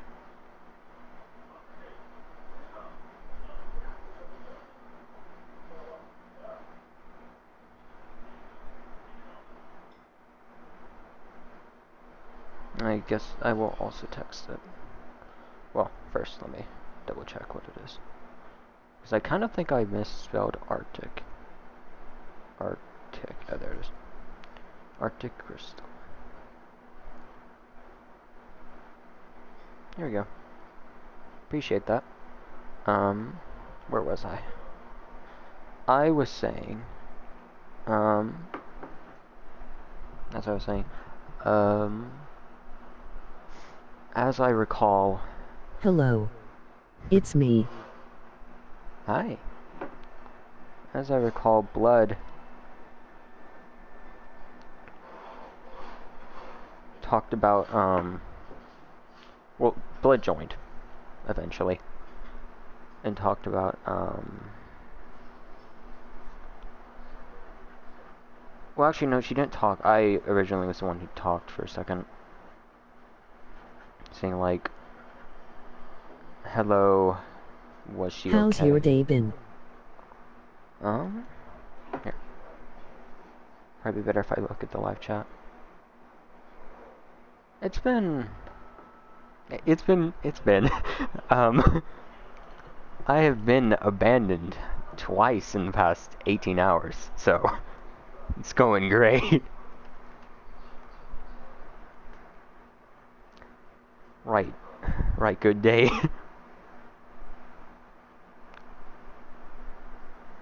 Why? Well, the first one was because,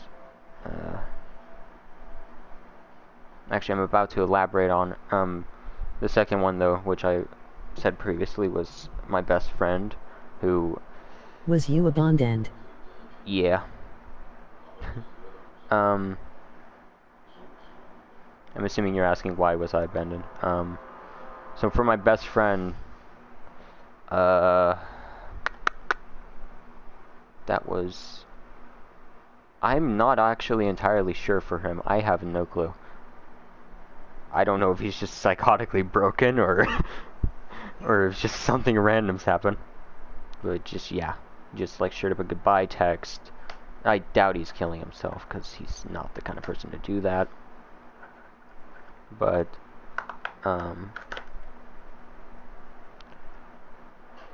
just basically said goodbye and then, yeah, that's been that. He's blocked me on everything, so. Then the first one, which actually, I say 2 times in the last 18 hours, it's more or less been in the last 48 hours, Whoa. It's been 3 times. The first one, which was like 2 days ago, was my adoptive mother.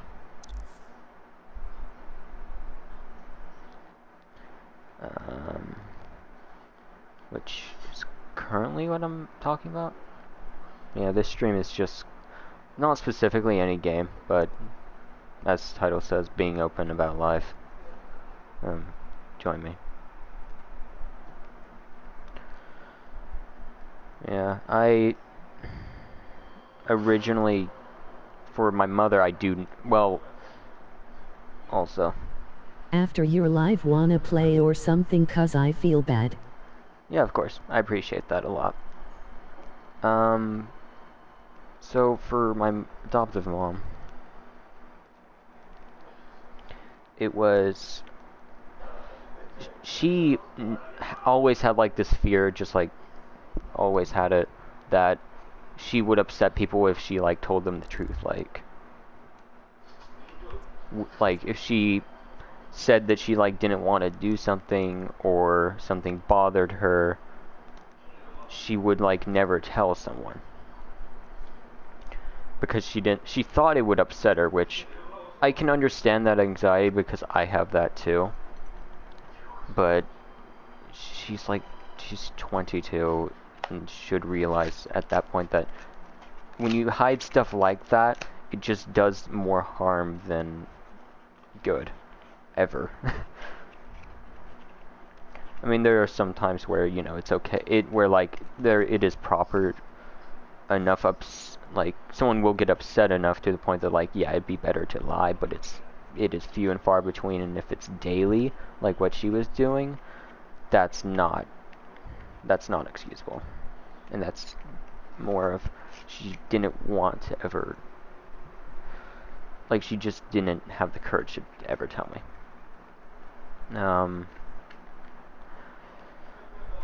Basically, I had been, like, basically asking too much of her.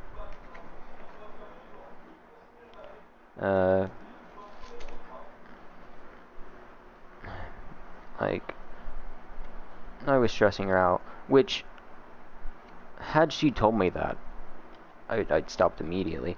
It's not that, because, like, if I had never checked in on her and asked her if she was okay, or, like, if I was doing something wrong, I would understand if she could use the excuse that, like, I never asked. Like, because that's still not really an excuse, but it's plausible. But it was, like, almost daily that I would ask her, like, if I was, like, burdening her at all, or bothering her, or annoying her, if there was anything, like, I could change to make, like, our mother-son relationship better, or, like, anything that would make her happy, so on and so forth. The thing that upsets me is that she subconsciously expected me to know what to do. It's like, had I had a choice to change, like, know what I needed to do, I wouldn't feel this bad, because then I know I could have tried.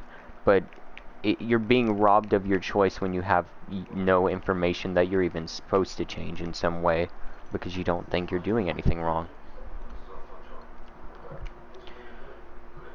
Which, going back to what I said before, I think you joined the stream,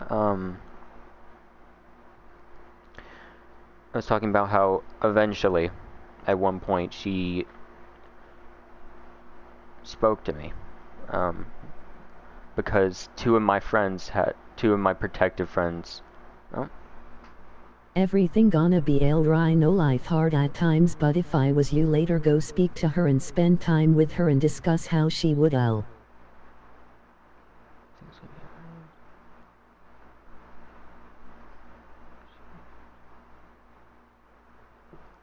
yeah, currently I think I need to give her a little break, because she's been mentally, like, just really taxed right now, and I think it would do a little bit more harm than good to rush things. Even though I do miss her a lot, but I think I'm just gonna give her time, because it's one of those things that's like, if she starts to miss me, like, starts to miss my company, then it would actually be more effective to then contact her, because she would give me another chance, deciding upon she misses me, and she will realize what she lost. So I don't know if things are gonna be okay, but I spoke to her that same night, alone, after two of my protective friends had tried to get her to speak to me. One second, let me check. Yeah, one of them basically was, my friend Mute, was saying how that, I believe the exact message was, Rebel really needs you right now. Please be a good mom for him. And the other one, which was from my friend Sean, said that, if I remember,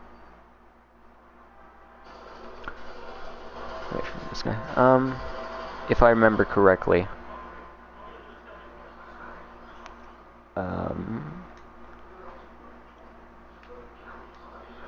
Trust me, life is gonna get better, you just got to believe in it, because if not, then you will feel bad at everything. Yeah, I know what you're talking about. I am a very firm believer that it may not get better like tomorrow, it might not be the next day, but that day after that, well, it could be better. I am a firm believer that it will get better eventually, just not right now.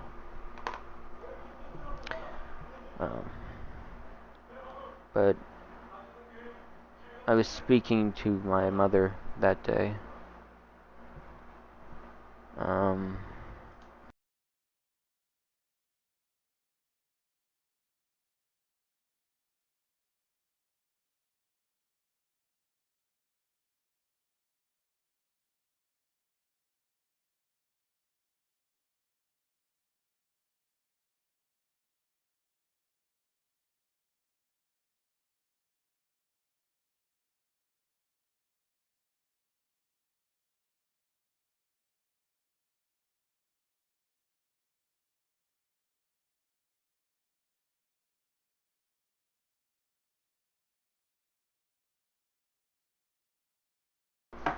You just gotta get up every day and do things you like most because remember you live one life. The text-to-speech is not liking you. I do appreciate the thought and the message. I really do appreciate that. It means a lot.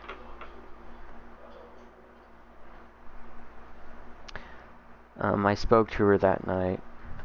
I know, Ick LOL. Ick. Fucking hell.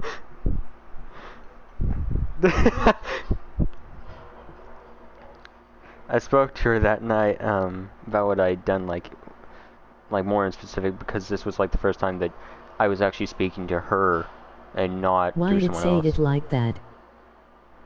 It's probably because like they haven't fucking they haven't updated the text-to-speech in like 6 years here on YouTube. So for like PlayStation streams like this where it still uses that text-to-speech from like fucking 2014, it's just saying it how it can predict. So like LOL, it recognizes since it's existed since like 2012. LOL. I spoke to my mother that night, stuff, and originally I tried to get her to tell me what I had like done, but she still was afraid that she was going to upset me, which I don't really see how it makes sense that she would upset me more than she already had. I mean, she had abandoned me, like, blocked me on everything, full on abandoned me. And it's like, yeah, I don't want to upset you more though.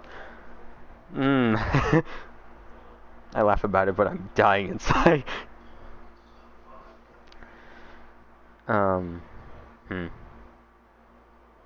After that, like, so basically, I have prolific nightmares. I have major depression. I've had it for like 6 years. And so I've asked her in the past if it was okay if I called her when I had those nightmares, which she said yes to. And so I would call her when I had nightmares. Ick how you feel because cuz I don't have a mom no more since I was born and it was hard. I'm sorry to hear that. Do you still go school or no? I do. I'm in going into 9th grade this year. I was held back once. I'm 15. From what people say, I think I sound like I'm 20.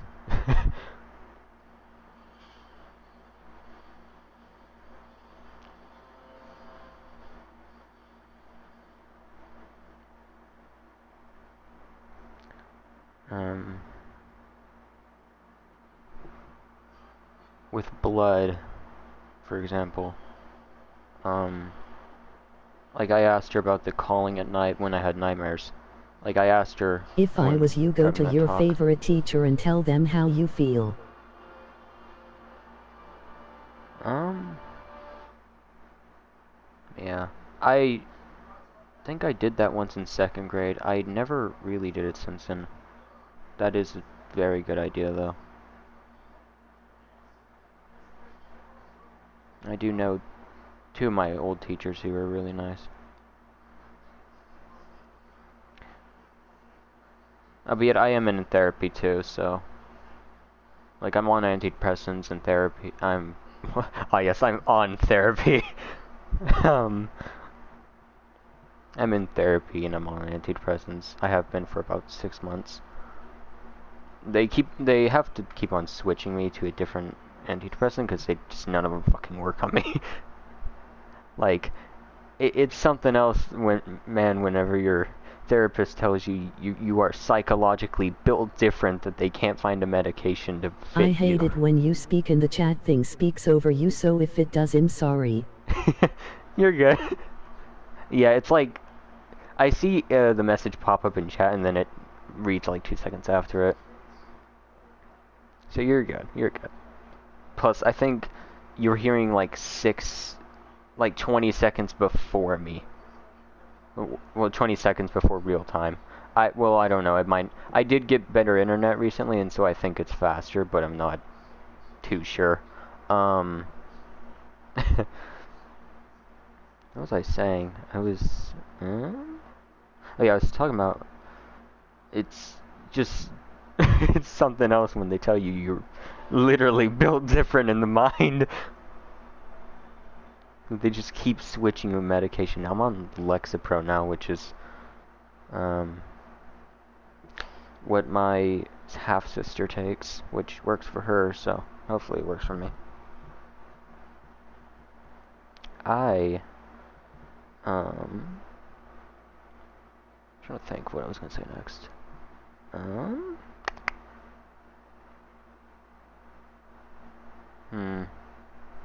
Oh yeah.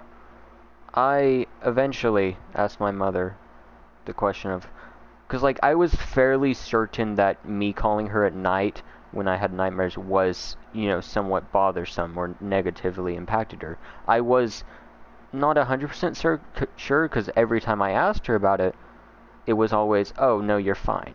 That's fine. Which wasn't the truth. And so I asked her that night, hey, like, what's up?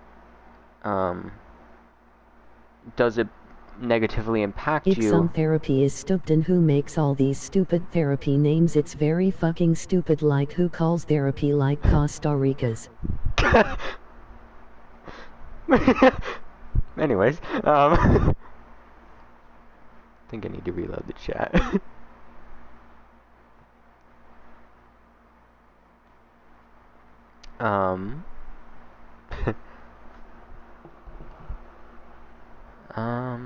Yeah, so she'd always told me it was fine and everything, and so I asked her again. In here.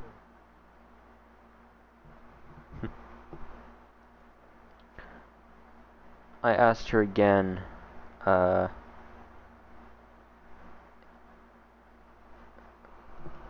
it had bothered her when I called her at night when I had nightmares, and she said no.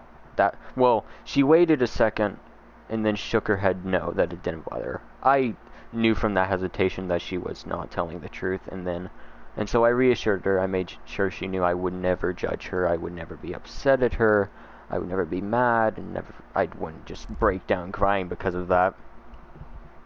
But, and so I asked her again, and I said that I trusted that she would be honest. I asked, and she hesitated a bit, and nodded her head yes, that it did negatively impact her. It didn't bother her, so to speak, but it did negatively impact her by waking her up. Because she's 6 hours ahead of me. She's in the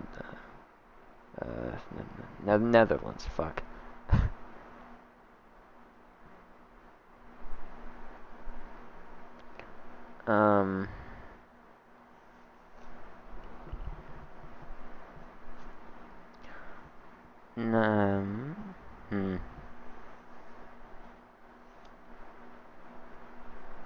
Tempting to think, I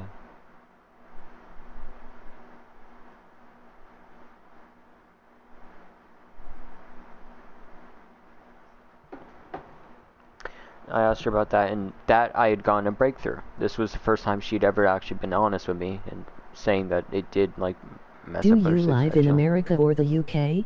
I live in America. Kentucky. It's the east coast of the US. I'm in Eastern time. Currently it's 12:16 p.m. Well, 12:17.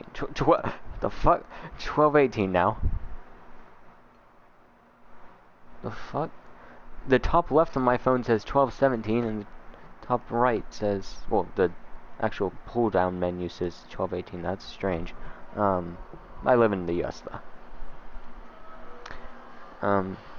You're 5 hours behind me. Damn. Jesus. Wait, then you were in like the UK? Well, I'm in the UK.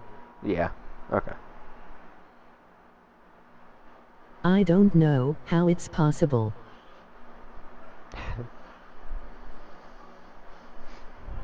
I'm reading that and I'm just mentally thinking, you don't know how it's possible you're in the UK. um...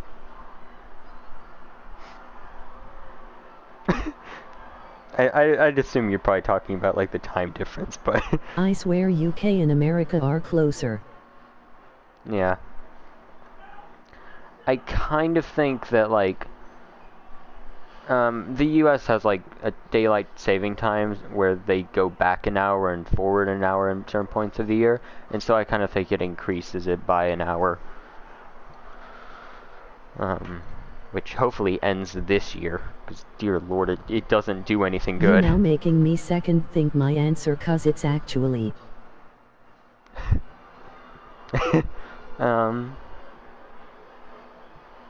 LOL. Yeah. Oh yeah. Regarding my mother, when I was asking her and got a breakthrough. Funny. I told her, well,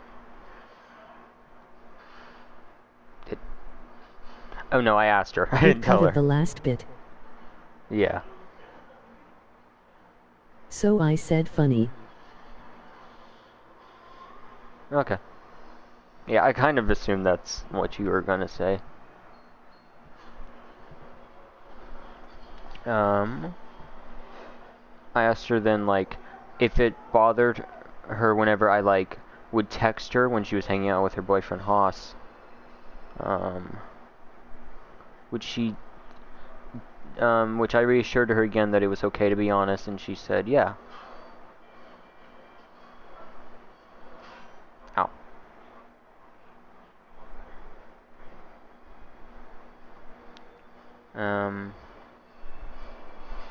Do you like Haas?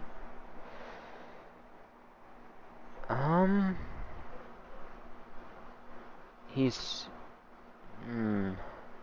I honestly think it's because she got cheated on by this guy named Dan, who was, like, she was genuinely attracted to.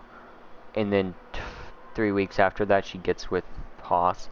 I kind of think that currently she values him so much because she's being valued by someone, but I kind of think it's going to fade because it's a rebound relationship, which I know from personal experience works for a little bit, but then slowly they'll start losing interest in each other.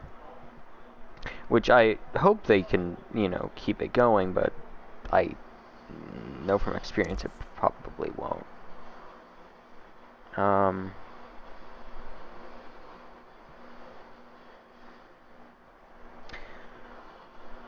I asked her if it bothered her. She did say, well, no, she said that it didn't bother her. I asked her if when I called her when she was talking to Haas, if it bothered her. She did agree to that, which oh, can you tell me that experience? If not, you don't need to tell me if it personal. Considering I'm telling you that my adoptive mother abandoned me, there's like nothing I won't tell. Honestly, this is like the first time though I put it on YouTube. I honestly plan to do like a channel of storytelling, so yeah, I'll tell you that after this. I asked her that, which I knew the answer to, just to check that she was being honest. And she said, yeah, like, it did bother her a little bit when I called her. But texting didn't bother her. And so, like, then at that point... You would be really good at storytelling. I'm kind of repetitive. However, I am good at, like, making metaphors to help people understand, like, what I'm talking about. Because I'm in a unique position where I've been through a lot. I'm falling asleep because how soothing your voice is. I love it. Thank you. Um,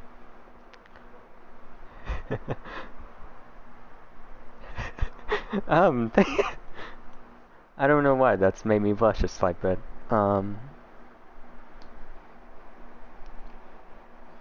well, um, It's so nice. thank you. Oh, it actually got that right. You put a Z instead of an S. It got it right this time. Surprisingly. The text-to-speech. I basically told my mom how, like, that this was a breakthrough, that she was starting to be honest with me. Which meant a lot. Because no longer... OMGIMA by ITA medal for getting IT right.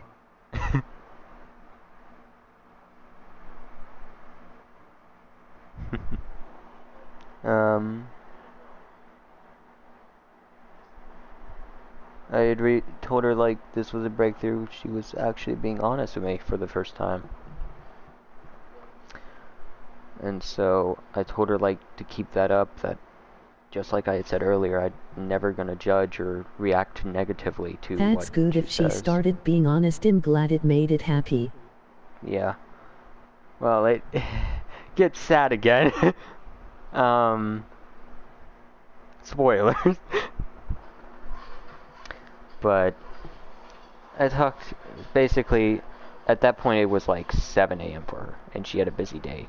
She didn't have to, like, do anything till like 12 p.m., and so I just basically told her, like, sleep now. But she went to sleep.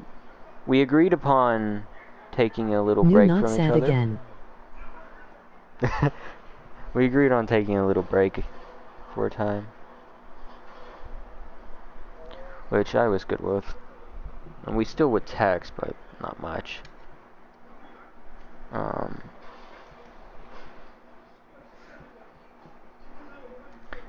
That was fine for 2 days. And then one day I have a mental illness where I kind of go mentally absent, and like an alter is more or less in control for a bit. Which there is two. There is space, which is like a very just, it's basically a reaction to panicking. I just get very calm and kind of just numb.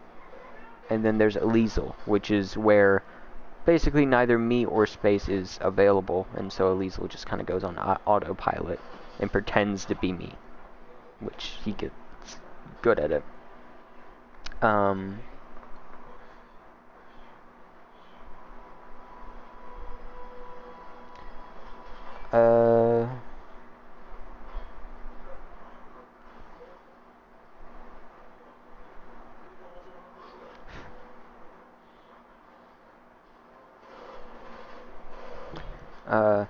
And so I mentally went absent for a day because the anxiety was just, it was completely getting to me. And so did space, and so we both weren't available. And so Elysial kind of took over. However, I was kind of mentally gone. Like, I wasn't kind of just like in the background, I was just not there. And so it was very concerning to him because he can fake, like, pretend to be me very well because he can kind of tell how I feel, and he knows how I'd react to certain things when people say it, which he can emulate.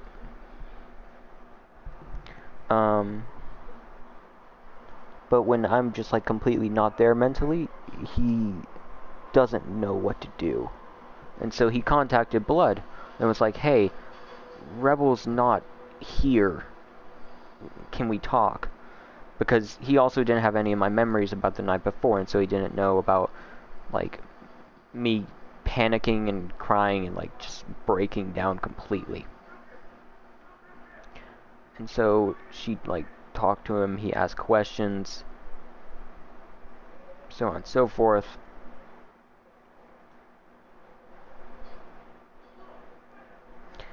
And so he got an understanding, and he pretty much figured out why I'd left. Is because of the anxiety of, like, losing her again, And so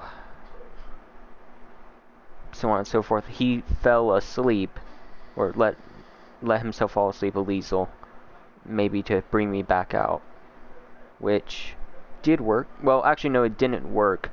I did come back, but I was still like in the background. I wasn't in control. I was kind of just still there. And so he could pretend to be me, but he chose not to because it didn't feel right. Because he had already introduced himself to Blood, it wouldn't feel right to just pretend to be me.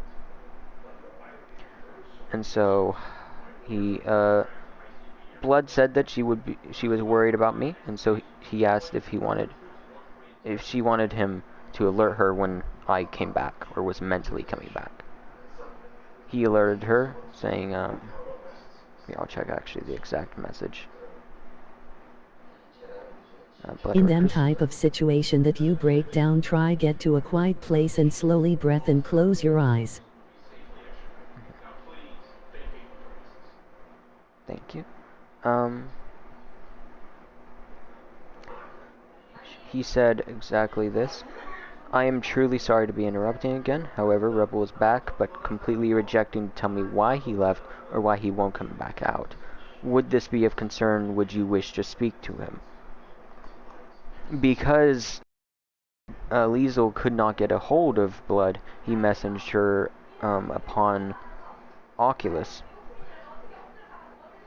Just another messaging. Where they, where at that point, Blood then blocked me again on Discord, Oculus, Snapchat, Discord, Facebook, just basically everything. VR chat, everything again. And there wasn't really anything past that.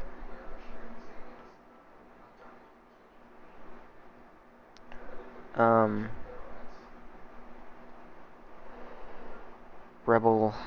By the way, are you okay about speaking about these things, because I don't wanna stress you out? Yeah. I started this stream because I've always wanted to be a YouTuber. I've always wanted to do this kind of thing. I wanted to tell people about my life so that they can learn from it, and so that they can understand that, like, it's okay to fuck up.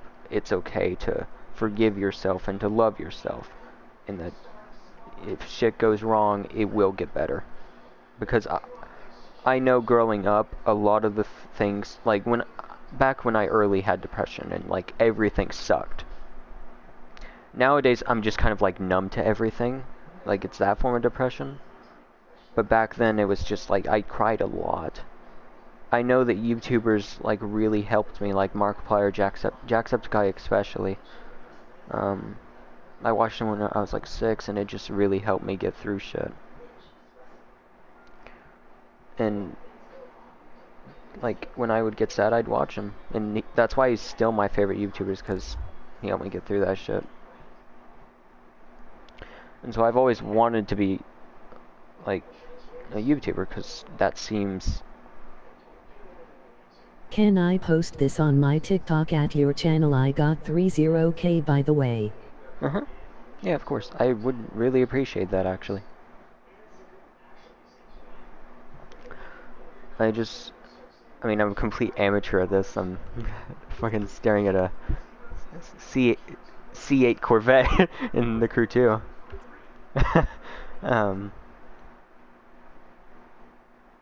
Okay, later I will do it. I appreciate that.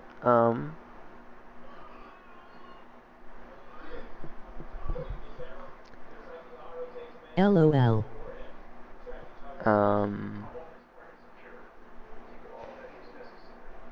But Blood, since last night, or since about 13 hours ago, has had me blocked. And when I did join, I managed to join her before she blocked me. But she blocked me since, so, like,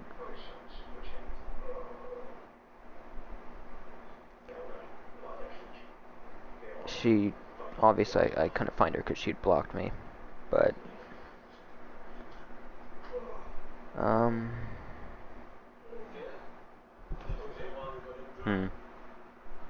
do I, like, put it,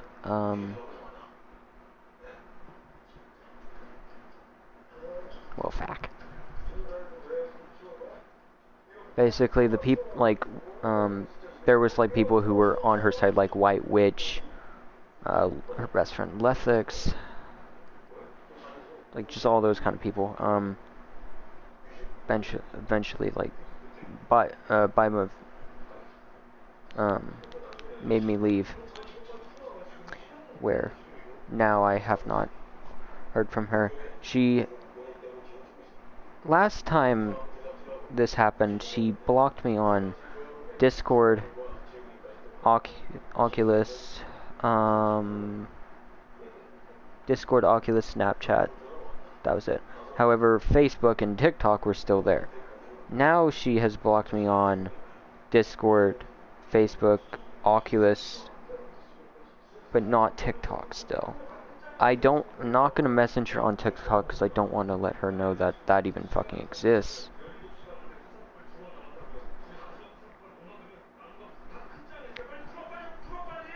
I'm gonna wait until June 23rd because I sent her, last night I sent her an email. Here, let me read it in specific. Check this. So let's go all the way up. It's a very long email, because this is like a very desperate attempt. I made an alternate account that could send her the email.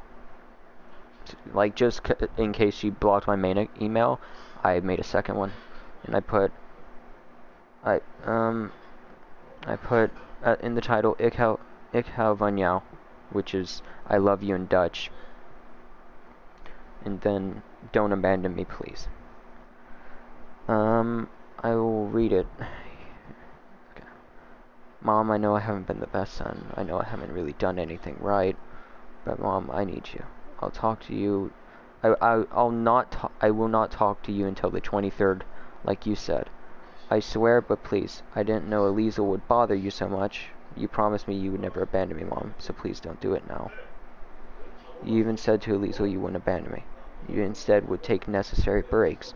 I don't know if this is what that is, or if you're abandoning me. I beg of you to please come back. Mom, you're my only reason to keep going. Like I said so long ago, I'm truly willing to do anything for you, and I'll make any accommodation. I'll be here for you anytime you need me. I'll let you talk, and I won't ever get hurt. When you're honest or have a serious talk with me, please don't abandon me. I'm desperate, Mom. I really am. I took a mental break because the anxiety was killing me. Every second I couldn't stop thinking about it, and so me and Space mentally left her for a while. I'm sorry that I didn't tell you. I'm sorry that Elisa bothered you so much, but he was scared and very concerned for me and Space's safety. And so he tried to talk to you to understand why we left. Please don't go. Mom, if you need a no-contact break for 2 weeks or something, I get that. But please unblock me then. I truly am so sorry for whatever I've done to cause this again. Please tell me so I don't do it again. Please keep that first promise you ever made me. You said, and I quote, I promise I'll never abandon you, sweetheart. Please keep it. We can work through this, I swear. I'm willing to try for you. Please be willing to try for me. This is my last attempt, and I hope you remember what's got us here. The times where we were both so happy. We both can be happy again, Mom, I swear. Please, I understand if you need to keep me blocked for like 2 weeks to mentally help yourself, but please come back. Please be here for me. Please try it for me. Please stay with me. Please, I'll do the same. All I need from you, Mom, is to be able to be there for you. Please look at the photos that will be down below. They are the good times, the reason why I hate the thought of losing you. And yes, there are always going to be bad times, but remember, the bad is always followed by the good. You told me that when I was struggling. I trust you, Mom. I trust that you meant it this morning when you said you don't want to abandon me. I trust you'll come back. I will always trust you. I'll never hate you. I'll never ever get angry at you again. So please, make the choice to keep me around, like the talk we had that night.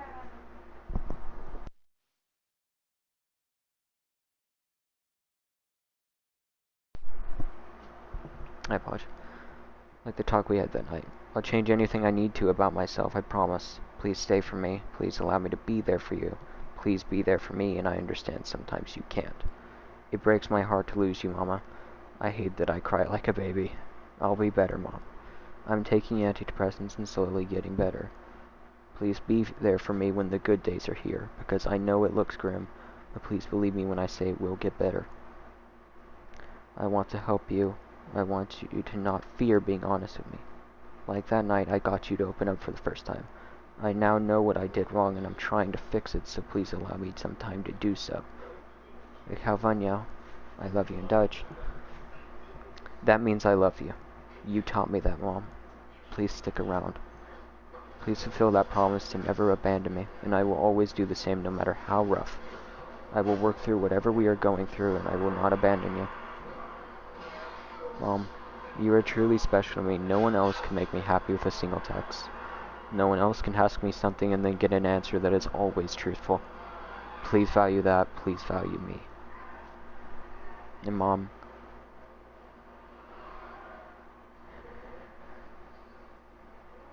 I love you. You know that, right? I really hope you do. Please look at the photos down below. I sent a bunch of photos of messages we had. The good times, the random times where we've just spoke. Where I checked up on her, where she checked up on me. Where she promised that she wouldn't abandon me. The good times. At the bottom, I have confidence you won't abandon me. I believe in you when you say you won't abandon me.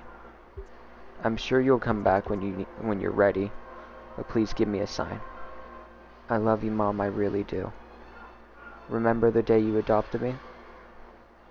April 2nd, 2022. Well, the official day we know it was before that, but I'm too dumb to remember it. Mama, I'm gonna leave this here. You know I love you, Mom, right? Please don't forget it. We've been there for each other so long, so please, let's keep going on this journey in life. And then the date I wrote that, which was July 16th, 2022, 11:39 p.m. East. I am really sorry about that. It's okay. I appreciate that. Please take time to yourself and don't unblock me until at least June 23rd. You need time, Mom, and I'm sorry that I didn't see that. Please forgive that stupidity. With regards, your sweet baby boy, aka me, Rebel. Smiley face. Please, Mom, don't leave me behind like everyone else. Ik hou van jou. And that love will be permanent forever. Hence the permanent. But you probably knew that. You're the smart one. And I sent an email along with that said, please read. And that was sent on the alternate account. If I could have contact with my mom, I would be as desperate as you. Yeah. I'm trying to keep faith that she is going to come back. However, I do have good news.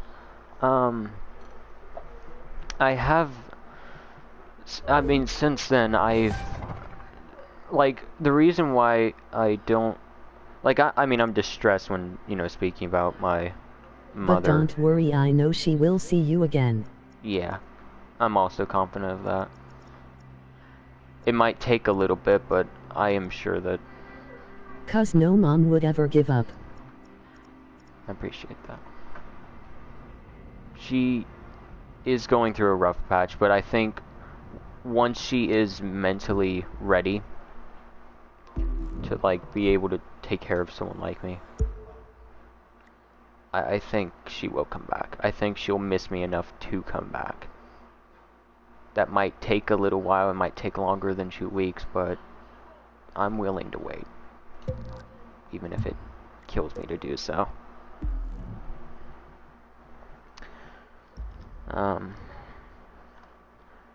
My best friend abandoning me too. Doing the same thing she did, but blocking me on every single thing. Which is honestly impressive, because we had like 17 apps that we texted on. My best friend, it didn't really affect me so much with him, because slowly he's becoming like absent with me, he's slowly neglecting our friendship. And plus after, you know that kind of like, how after something really bad happens, you don't really react to, like you don't really react to, how do I put this? Like bad things. Like, say for example, I got abandoned twice tonight by my mom and by my best friend. Obviously my mom, I don't like to say it, but she does matter more than my best friend. That's something that I hated, and I cried, and actually, I didn't cry the second time. I did the first time a lot, but the second I mainly was just kept calm by Elizel in space. And just being, like, cause like, I don't know. Cause like, I am fairly confident from what she said to Elizel that she is gonna come back. But I think for now she isn't. And that's okay. If he needs a little break, that's fine. I am quite the handful.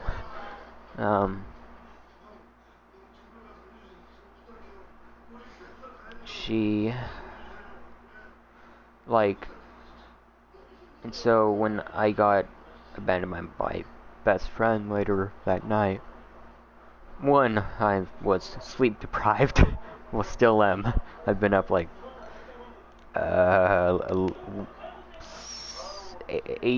16, 17 hours now, I think, since when the stream started it was like 15 hours. I've been streaming a while.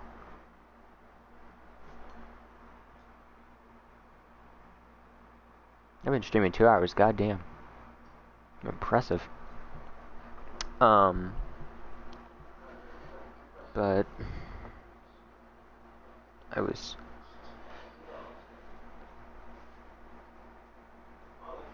I'm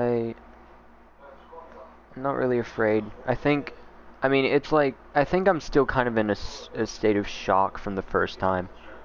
Like, cause, I don't know if I said it, but regarding my depression, I used to have the kind of depression that was like, you're constantly sad. Like, you constantly, like, cry, stuff like that. Now, my depression is more of, like, the numb type. Like, you don't really feel emotions. And when you do, they're only, like, bad ones. Like, when you feel stuff, you only really cry or, like, get angry. That kind of stuff. I mean, I still do feel, like, happiness, but it's not anywhere near as much as I'd say a regular person would. I'm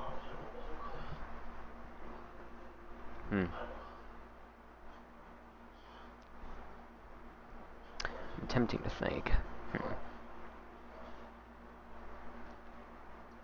Oh.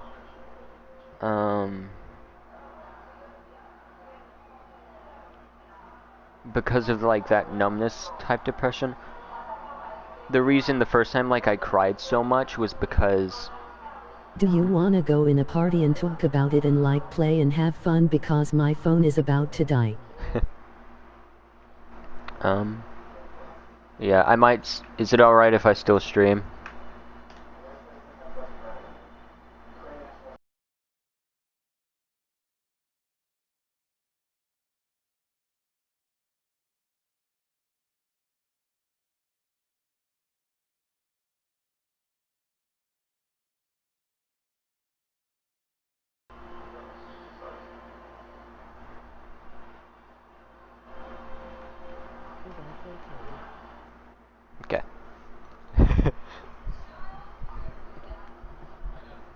Um, alright. Hello. Hmm.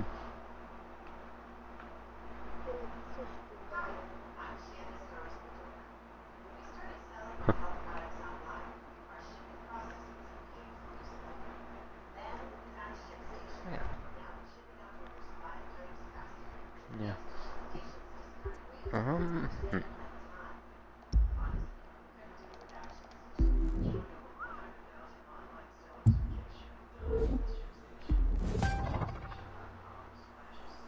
Oh, did you want to hear about my experience with rebound relationships and why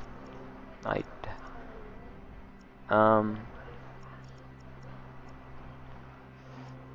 mostly I've been in two of those mainly. Uh, I had, if I remember correctly, I think like 2 weeks after a relationship I had. It was like the original relationship was like 2 or 3 months, 2 or 3 months, and then 2 weeks after that breakup, I got with someone else, which lasted like a month and a half.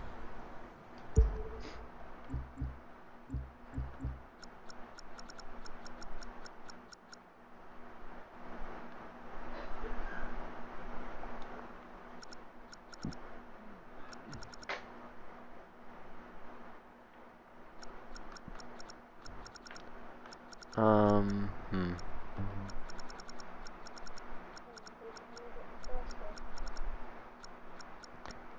The first one um, was, fuck.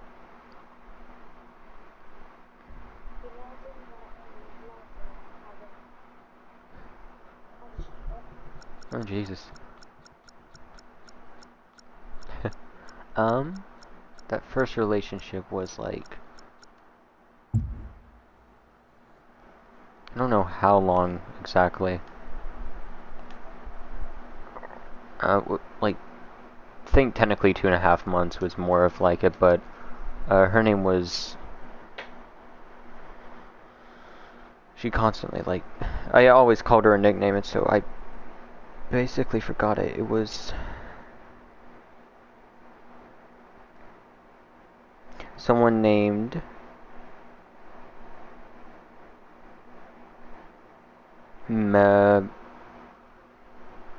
Mute the Duck.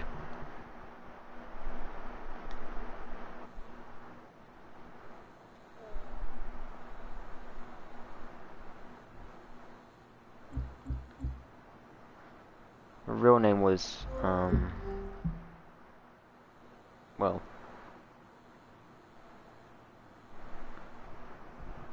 not Laura. What was it? Um,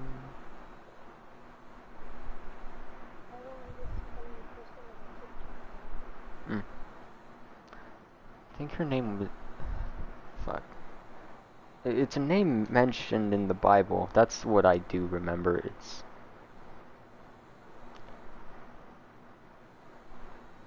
Lydia. Yeah, Lydia was her name. Lydia Doll. That was her name. Which I dated for 2.5 months, and it was actually a very good relationship until pretty much just lost feelings. Which sucks, but it just happened.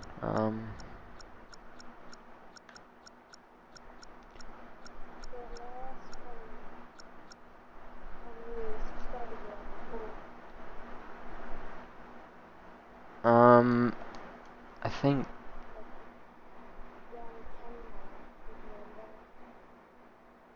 Yeah, I have 10 videos and 10 subscribers.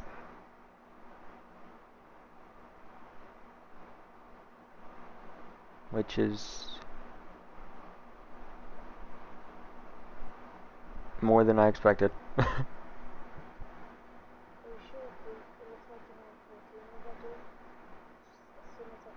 God damn. Jesus.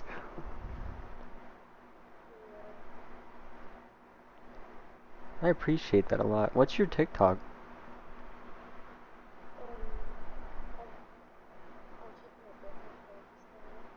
Alright.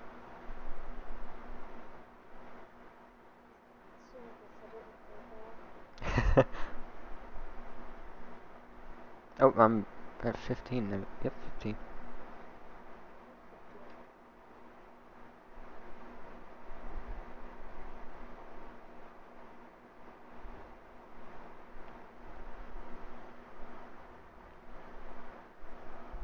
Hmm.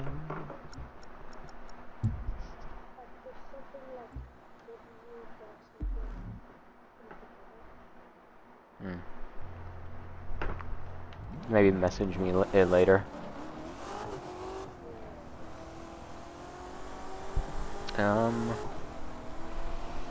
That rebound relationship after that first one with Lydia that ended in like 2.5 months, her name was...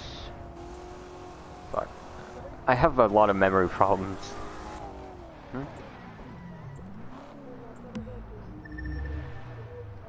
Alright.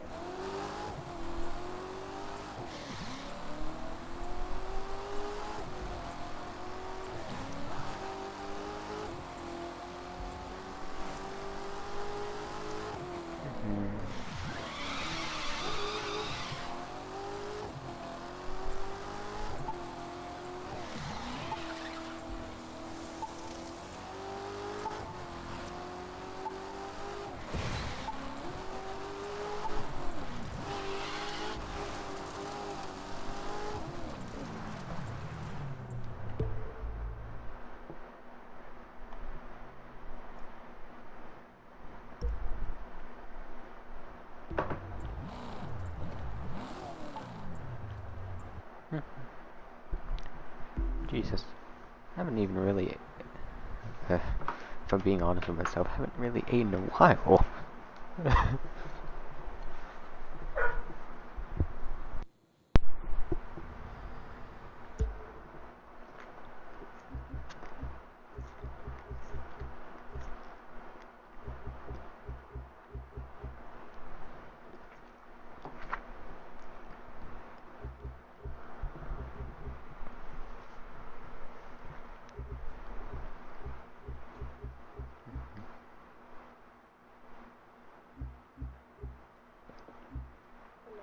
Hello.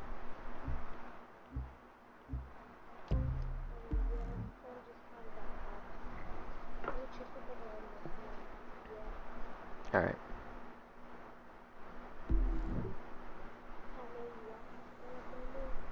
I think it's up to 60 now? Here, let me double check.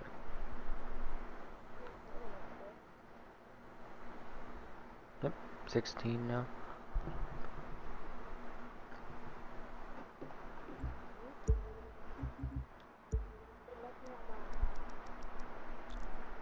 Hmm?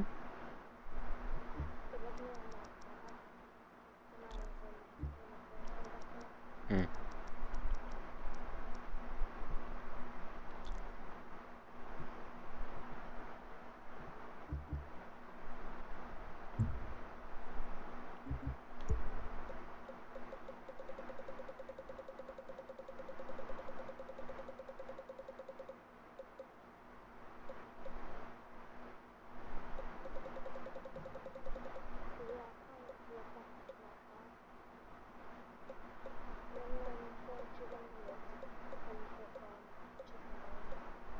Mm-hmm.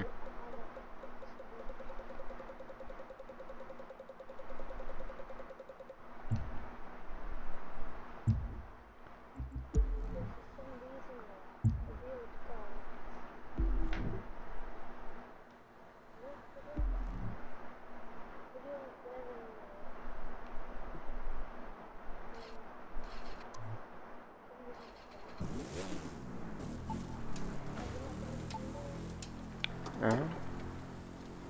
Interesting.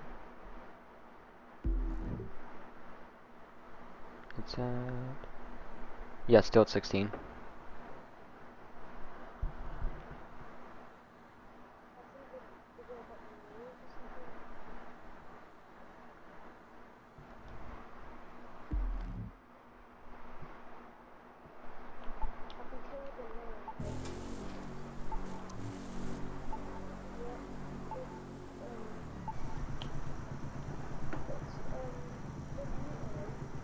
WA dot JI dot. Oh yeah, I see ya.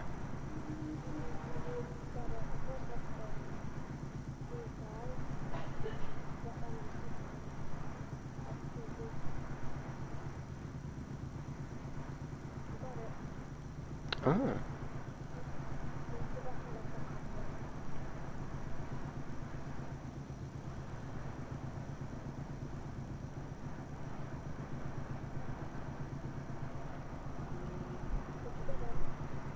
Uh-huh. Does it have a profile picture of like a guy smoking a cigar?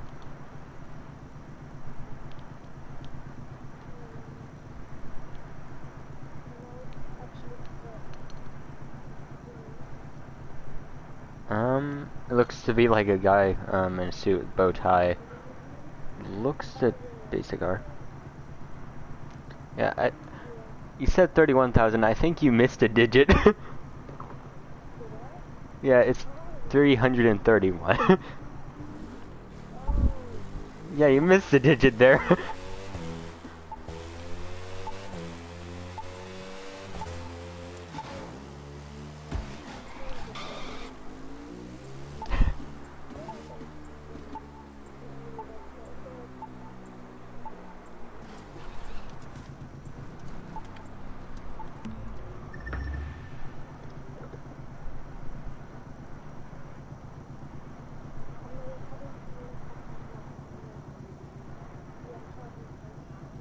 Mhm.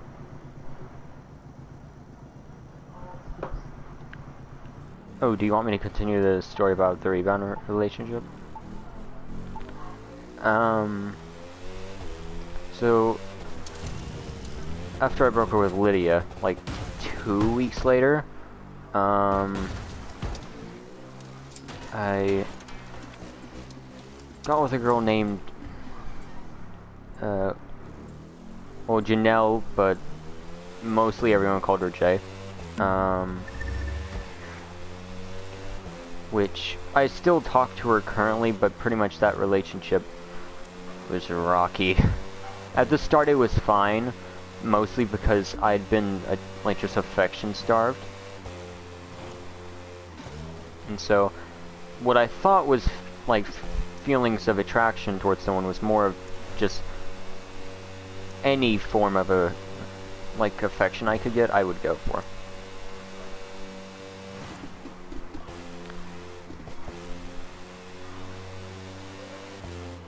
Mhm.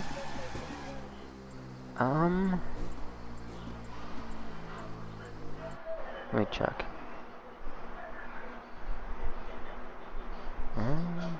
Yeah, I barely play it now.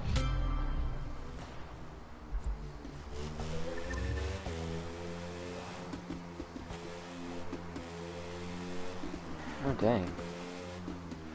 Yeah, 2020 is just a blur for me now.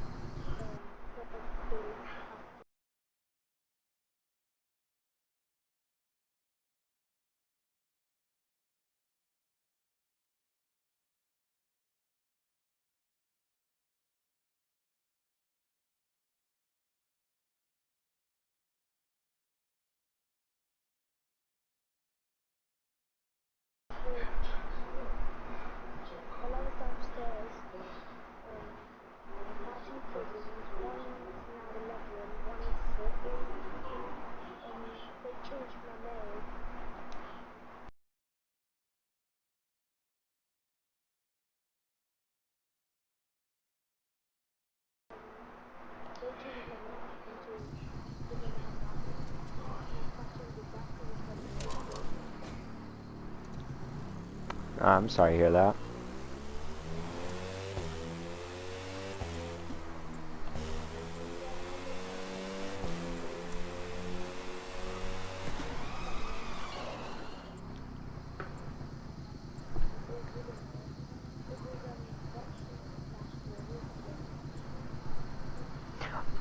Yeah, I remember that. Oh, I don't remember it in specific, but it does sound very familiar.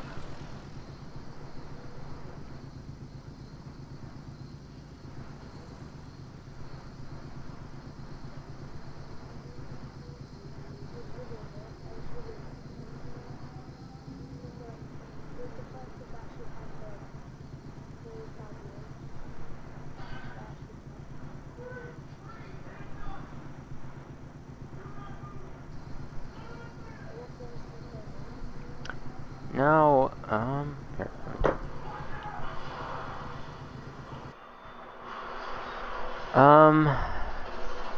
The Crew 2, Elden Ring,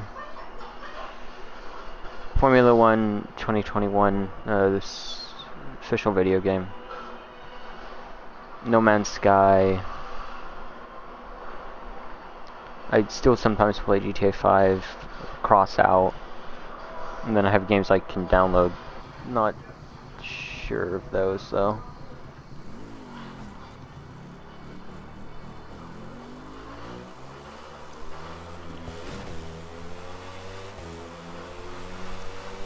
Hmm?